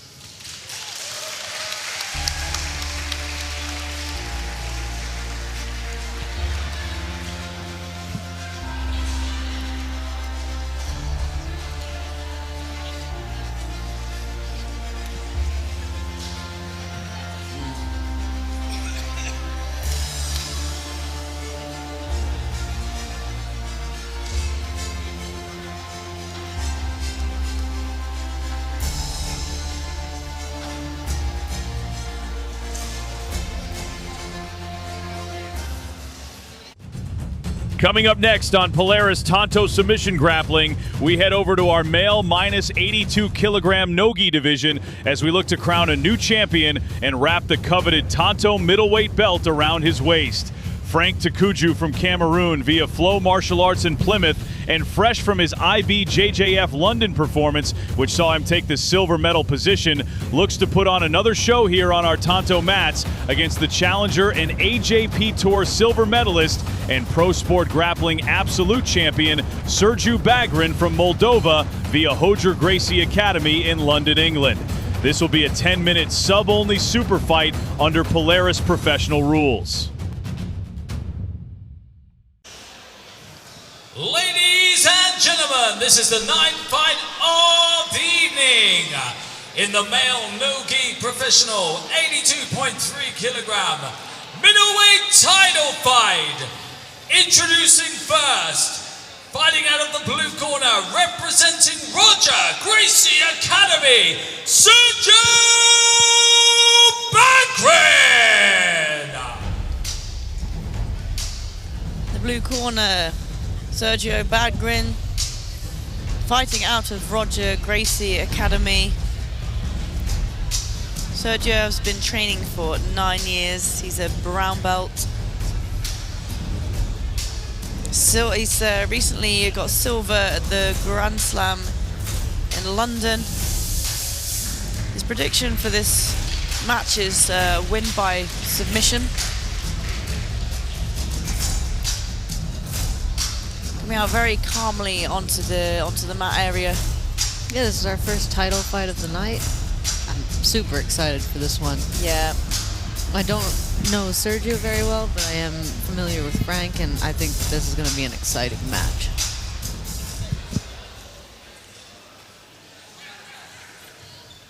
And introducing second to the Tanto Mac, representing Flow Martial Arts, fighting out of the red corner, Frank Takoudjou! And his opponent, Frank Takoudjou, no stranger to the Tanto match or the UK grappling scene in all. He's fighting out of Flow Martial Arts, has been training for 6 years and is a brown belt. Frank is a 4 times British champion, 4 times Polaris winner. His prediction for the match tonight is finishing with a rear naked choke. And honestly, I think I believe him. I believe him as well. If you don't know Frank, then you should get to know him. Always exciting matches. Always an exciting match, and just growing and growing in his capabilities, confidence and performance. Let's go for this exciting Your match. referee in charge of the action, Mohamed Itu.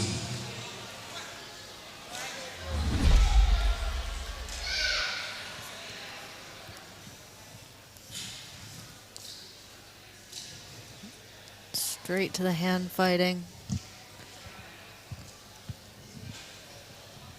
Frank coming off a dominant performance at the last Polaris. Really enjoyed that. A little slow on that shot from Sergio.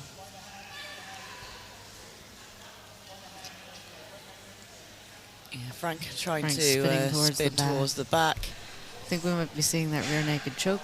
Oh, nope, not quite. Good escape. Coming up to the leg drag. A nice little switch there from Frank. Continuing to fight for that back, but really good read on that from Sergio. Yeah, just blocking it with the arm. Forcing. Sorry, Frank to jump over. Sorry, Chelsea. Nice crucifix here. We think we're going to see that rear naked choke. Looks like he's trying to get that arm straight. Yeah, there's definitely a threat of the armbar plus the choke here. It's almost like he's using the armbar to make Sergio crawl into the choke. Yeah. Really nice tactics there. Yeah. Oh, he's tapping. He's tapped to the armbar.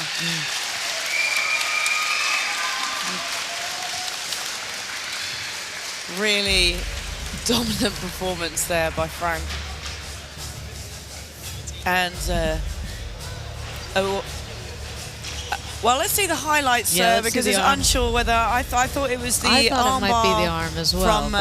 From the crucifix here. He did also have the choke. He also had the choke in, but it looked like. I mean, I think it was the choke. It could have been the choke. Yeah, I think it was the choke that came on in the end. Choke from the back. Crucifix. Ladies and gentlemen, our referee, Mohamed Itu, calls stop to the fighting. Be a winner by rear naked choke in the red corner, Frank Takoudjou.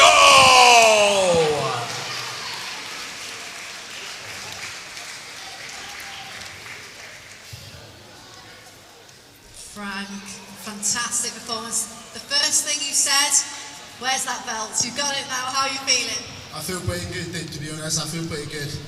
After that performance, it's great. A great performance. You got it over and done with very quickly. Just talk us through the game plan going into that and how you managed to execute it. You know, I train every day. I train hard every day. So it's my job to come here and put on the show and finish the matches quick. Yeah. It was our first title fight of the evening, and you started off in style.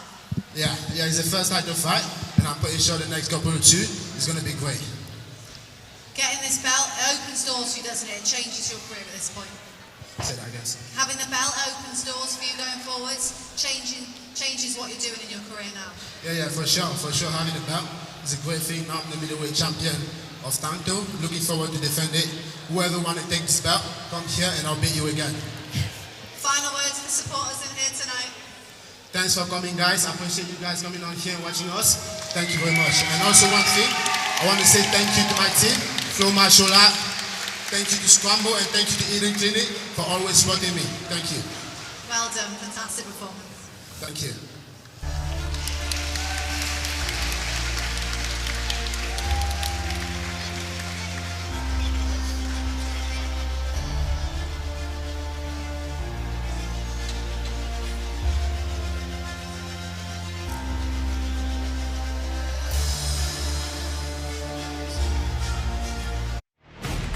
Coming to Weston-Super-Mare this September, a new era of combat sports begins. Are you ready for the evolution? Get ready for fast, dynamic, hybrid striking action as fighters from K1, boxing, MMA, Muay Thai, karate, and kickboxing will be battling it out in Europe's only 24-foot, 8-sided octo ring wearing hybrid gloves. You've never seen a show like this before. This is a new era. This is Evolution Combat. Follow us on Instagram for more information or to register.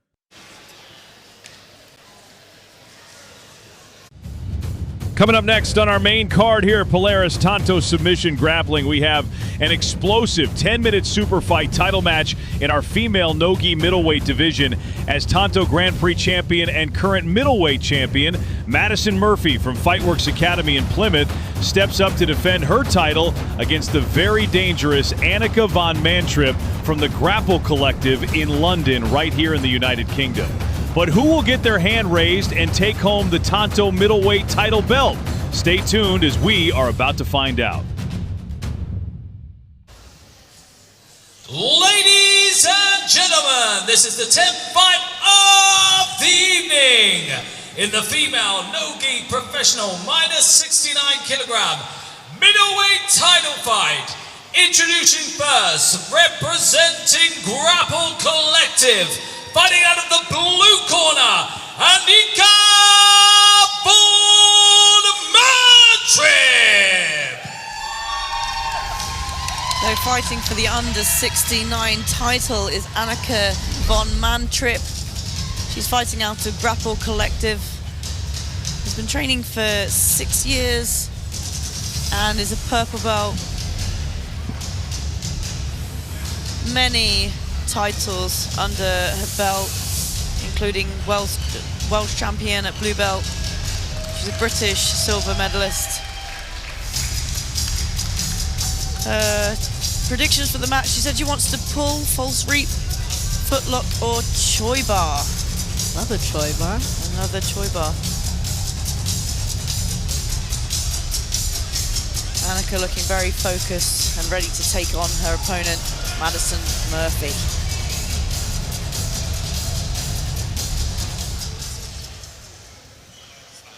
And introducing second, coming up to the Tanto mat, representing Fightworks Academy, fighting out of the red corner, Madison Murphy!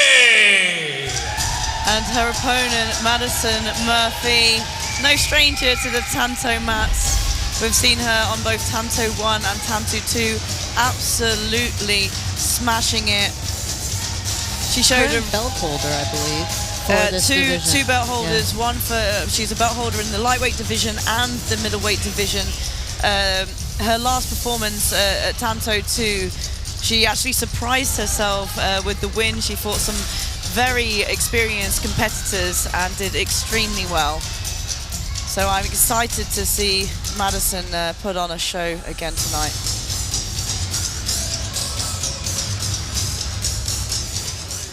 Your referee in charge of the action, Marcello Cooper.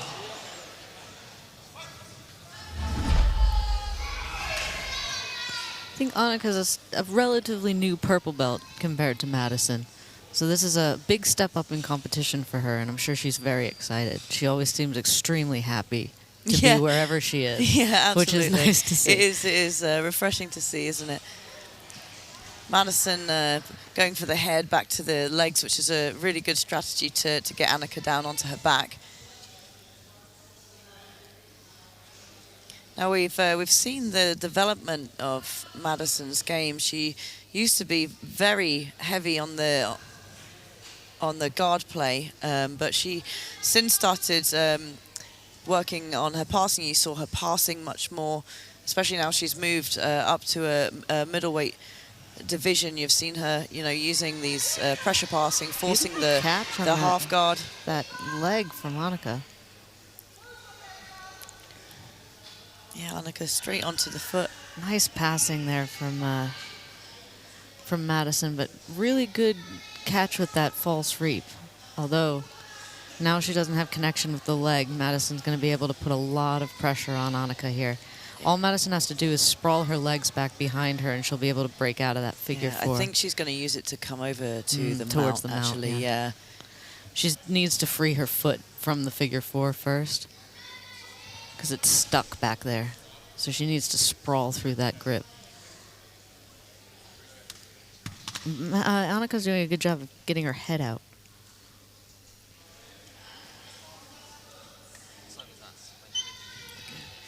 Pushing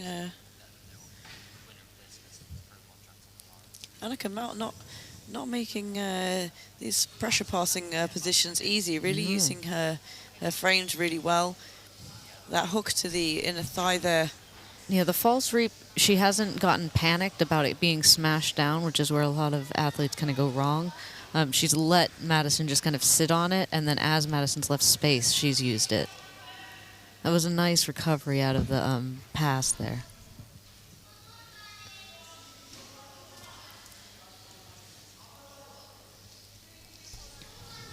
Nice entry there from Anakah. Nice spin. Coming through to the back, There's maybe, the but knee bar here from Madison. Again, really good job of tilting Anakah back, Nice and a nice step step through. Can she just not quite securing the bottom leg there from Madison? I think Madison could spin towards north-south and stabilize that position pretty effectively.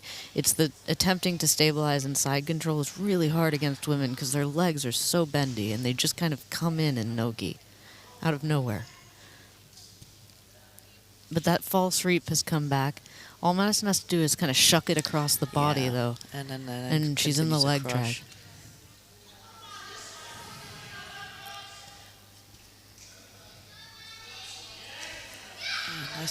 Nice step through again. She's put herself directly into 50-50, and I'm not sure that was intentional. One of the things... Referee's decision, blue. Madison has been fighting since she was like a child, and one of the things I've always noticed about her when she fights is that she's incredibly instinctual. And sometimes she makes decisions that don't make sense to me, but they usually go all right for her. Yeah. Like that. That was weird, but it seemed to work fine for her.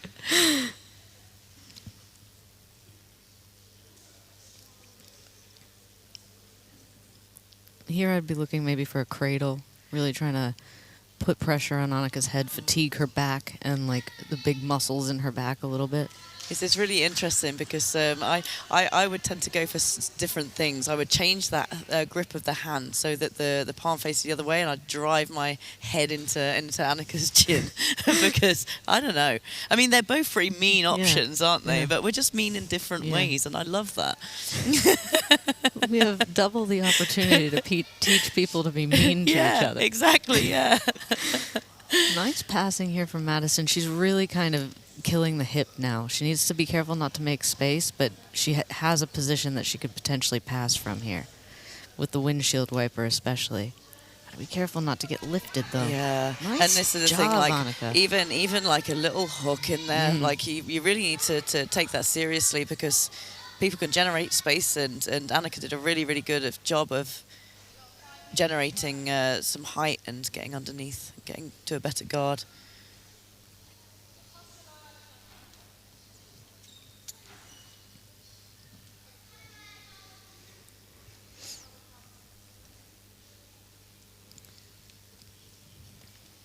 Only 4 minutes and 45 seconds left, so we're partway into the second round. It's Beautiful not often, read. do you know from what? Madison. You don't often see passing on the knee passing the closed guard on the knees, especially in nogi, especially from women. And Is that a wrist lock? Oh, Madison, I'm so proud. Oh, this is what I mean. Sometimes Madison does things that are unexpected and surprising and incredibly instinctual. And it's very fun to watch her fight as a result of that. But that hook is back in. They both need to be careful there. Nice read on that knee slide, too. Just push that knee across more. Slam She's it done down. that a couple of times, yeah. But now it's kind of too far over to be able to push down, really. I feel that Madison's starting to become a little bit more confident in her passing, and the pace is starting to pick up a bit. Yeah. Referee's decision. Referee's decision, red. Anakah can't wait and continue to wait for Madison to come to her. She won that first round, but she's not going to win the next unless she continues to really push the pace. Madison's pinning that foot now, which is what she was missing before, and the reason why Anakah was able to lift the hips. So now she's going to be able to climb over. Oh, nice lift again from Anakah. Yeah, what I see is Madison kind of bringing herself out a little bit too much, and I feel like if she brought herself, Madison, oh my goodness, just bringing herself out a little bit too far. If she just didn't give that much space and then continue to pressure through, she'd have much more success with getting past Anakah's guard, I think. Yeah, there's just slightly too much give in the position. Yeah.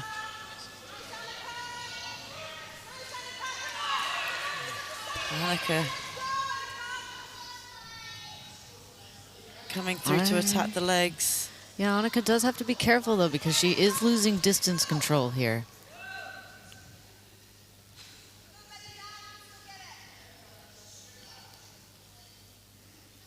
Two minutes left on the clock. Both competitors each taking a round.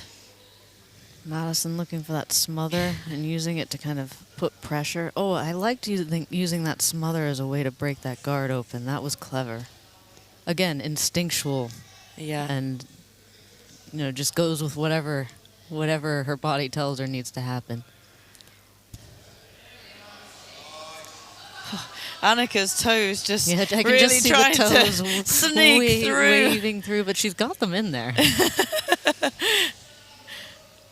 I might like this kind of guard can be so frustrating. Just little feet and little toes. Just keep you think you've passed and then it just pops right in there.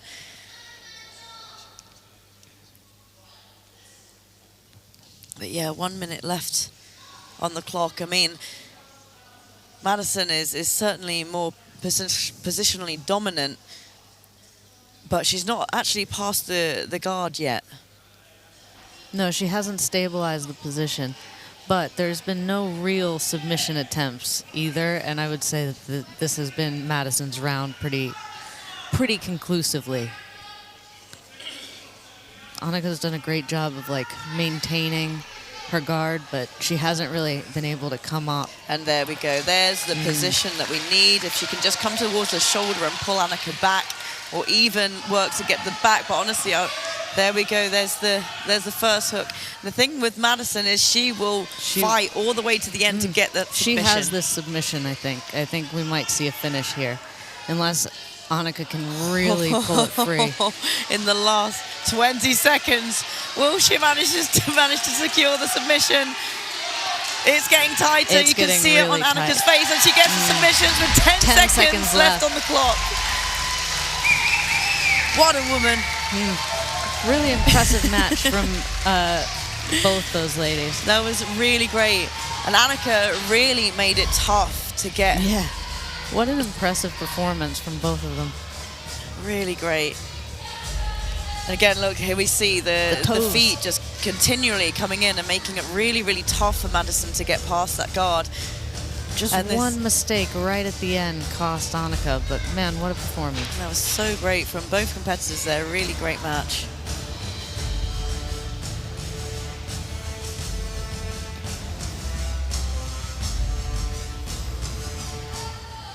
Ladies and gentlemen, our referee, Marcella Copa, calls stop to the fighting for your winner by way of head and arm choke in the red corner, Madison Murphy. What a match. Really impressive.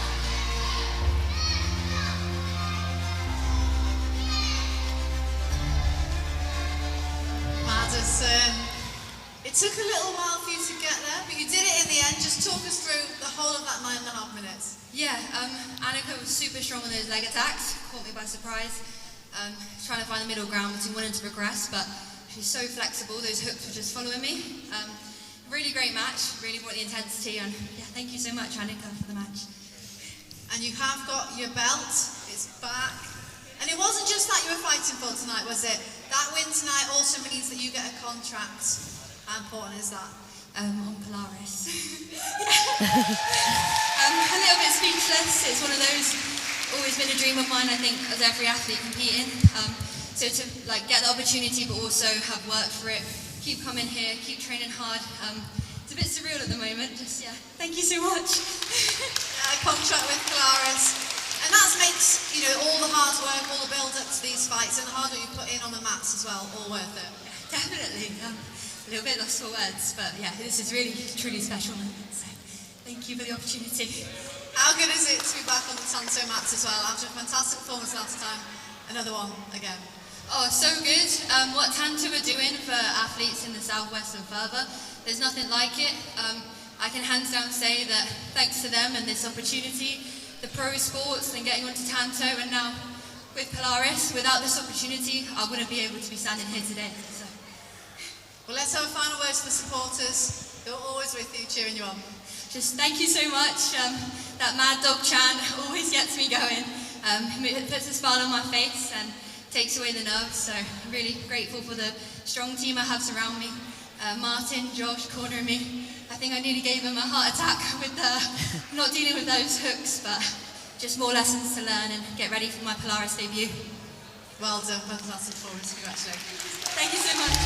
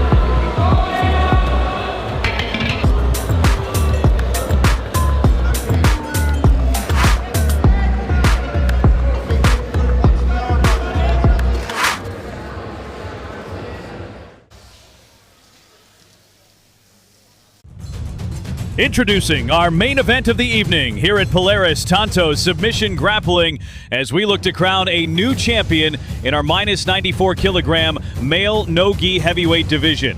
As our current Grand Prix champion, Cormac Anderson from Checkmat in Limassol in Cyprus steps onto the Tanto mats to face ADC CUK gold medalist Michael Tomlinson, representing Nexus BJJ in Warwickshire, right here in the United Kingdom.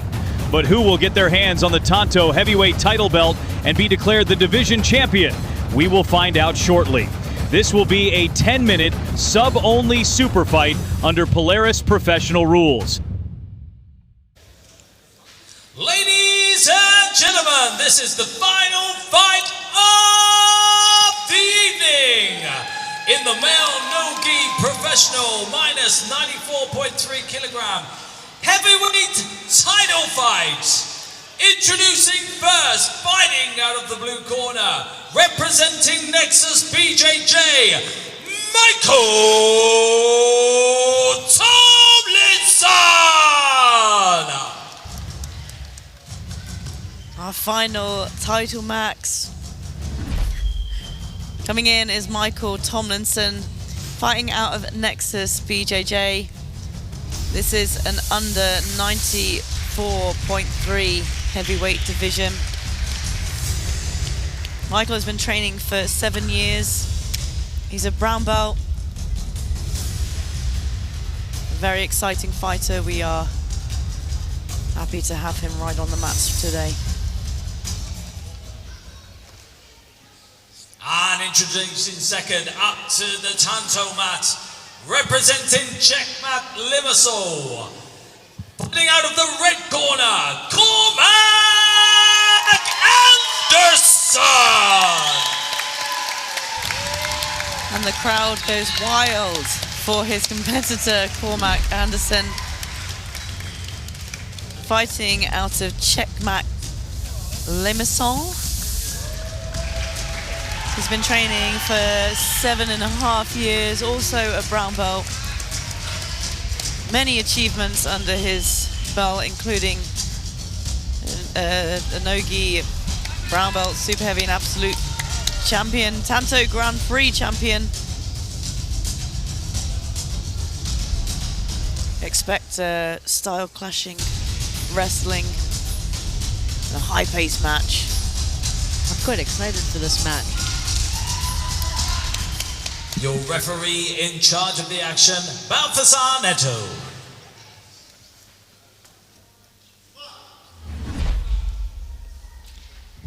Michael just coming off a win at Polaris, I believe. Yeah, I believe he got the Scottish twister. Is that right? See if he can do the same tonight. Yeah, I think there is a slight style clash, but I believe both are going to want to play on top. Both are going to want to pass. But if I remember rightly, Cormac has a very different style of passing. His passing is kind of more heavy, slower paced, whereas Michael's is quite quick, quite he's got dynamic, a bit of a smaller man's game, I yes, think. Yeah.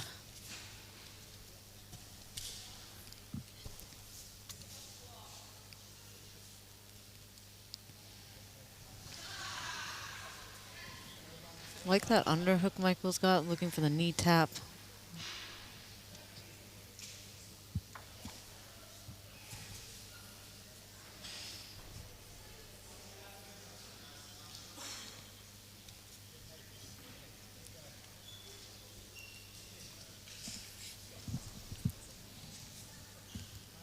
I'd like to see them circle towards the middle. Again, we're kind of getting close to the outside, which is not always going to stuff the takedowns. Yeah. As the heels start to come close to that black circle, they need to circle the athletes inside. really need to circle back inside. Yeah. Ooh, beautiful. Arm drag. There. Yeah. Right See, into exactly the camera. there. It's the socks going off the mats, and they need to secure the good position on the mats. Again, going out towards the safety area and... As the attacking athlete there, you can adjust just by pulling your opponent back in or by circling back in and forcing them to follow you rather than chasing them out of bounds so that you end up on top of the poor cameraman. Leave the cameramen alone, guys. They don't ask for that.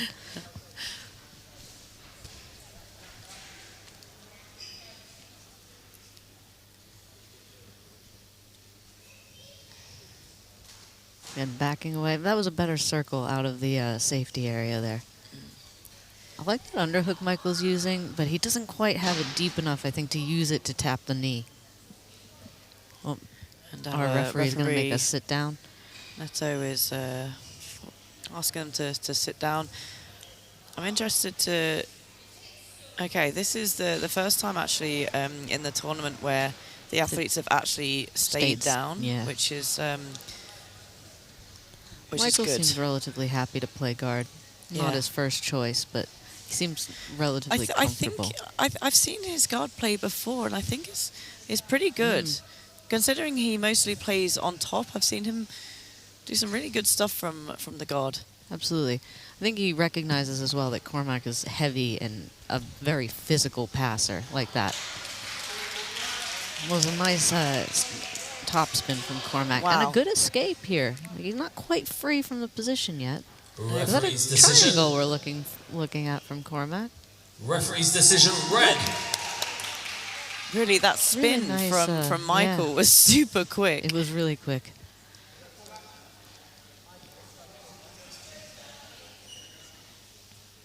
But I've seen Cormac fight a few times now, and I don't know that I've ever seen him play extensively off the bottom, so I'm excited to see some different things here.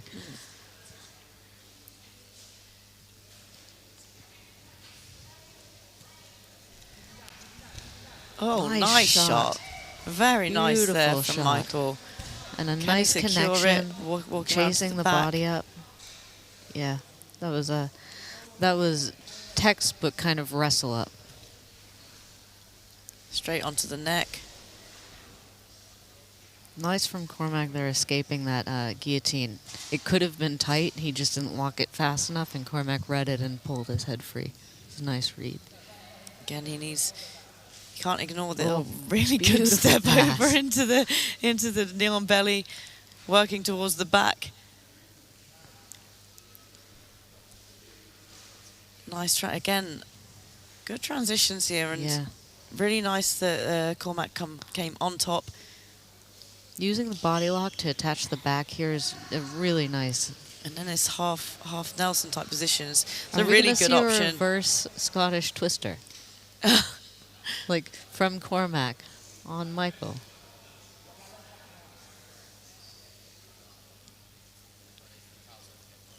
Working under to... I can only imagine how tight this body lock feels. Yeah. Miserable. Sometimes it's even worse when you get twisted in it too. Nice back attacks here from Cormac. I really wish people would work this footlock down here more. I do too, but I think the choke's on too tight to be messing with the feet. You can do two together, man. You can multitask. Cormac's up a little high. It's making it hard to attack the neck, but there's lots of other upper body submissions that you can connect to in this position.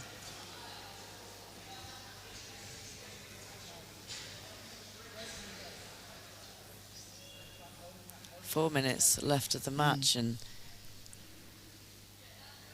Cormac really displaying some fantastic control. And but also Michael really fighting hard to get out of this. Yeah, and doing really good, negating any attacks. Referee's decision. Beautiful transition. Referee's decision, red. Yeah, Cormac taking. Oh, and a nice escape on that armbar. That was really great timing for that hitchhiker escape from Michael there. So much danger in that escape. That was wild. Beautiful.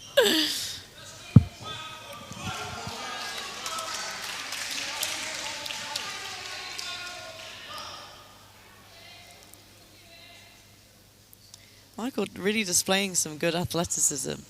Yeah, and excellent timing. Yeah. Would have liked to see a reshot off that, but I understand that they are tired at this point.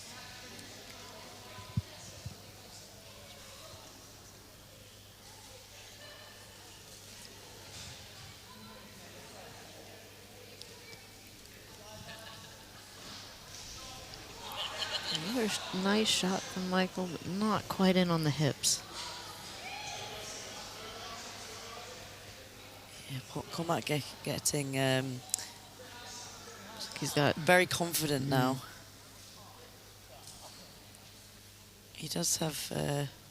looks like an arm in guillotine kind of grip. I don't think that arm's necessarily under the chin. It's more like he wants to take the back nice with it spin again. towards the back. He did have great success of controlling the back the body position lock, yeah. up until he went for the arm bar.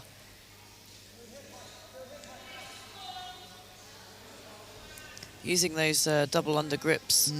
It's very like good. A half Nelson, yeah. Is it? Oh yeah, he's switched over to that now. Yeah. I do love the half Nelson. It's great, for especially people in who the are, no-gi as well. Who are good at escaping the back. Yeah, see here, he would need to... Oh, he's coming back. That's good. Good adjustment back onto the back. Yeah. Looking for that body triangle again, I think. Michael's hips are extremely mobile. Yes, this is what training with you is like, Vanessa.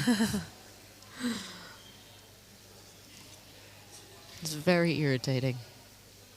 You get all the way to the back, and then all of a sudden the face and the hips are facing in two completely different directions. I think Cormac, weirdly, could use the smother more effectively than he is. I think that if he started to smother Michael, Michael would not have the same cardio for escaping. Yeah, I think he needs to be, I mean, it's easier said than done, right? But I think he needs to start trapping the arms more. Yeah. Because, yeah, he's going for these chokes, but Michael's doing such a good job of defending because he's got two hands to defend with. We can smash the chicken here by just sprawling into that position and like spreading the bottom person onto the floor, and it can be a horrible position to escape from. Yeah, working to the head and arm here. But Michael turning off. He's doing a good job of staying like in between the two submissions. Yeah. Not quite far enough on the back for the rear naked choke, but also not quite far enough on front for the head and arm.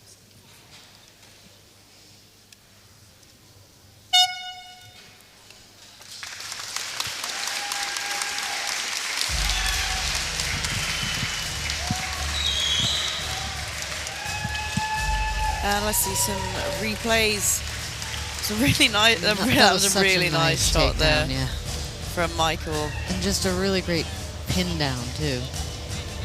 Then for a lot of the match, we saw Cormac really positionally, dominating. We saw a really great escape, so well timed there from Michael, and a beautiful back take off it.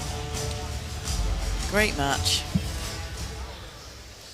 Ladies and gentlemen, after 10 grueling minutes on the Tanto mat, we go down to the referee's decision for your winner in the red corner, Cormarmac Anderson.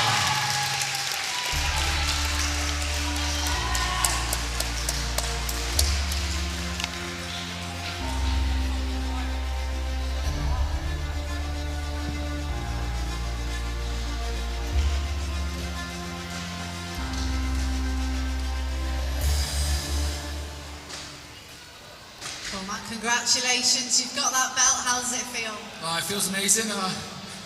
Having 3 pullouts in the same title fight was messing my head a bit, but I'm super thankful to Mike for stepping in on such late notice. Great job, great show. I was ready for whoever they put in front of me, and it's because I treated this match like with any other, training really hard, so I'm really happy I could perform today.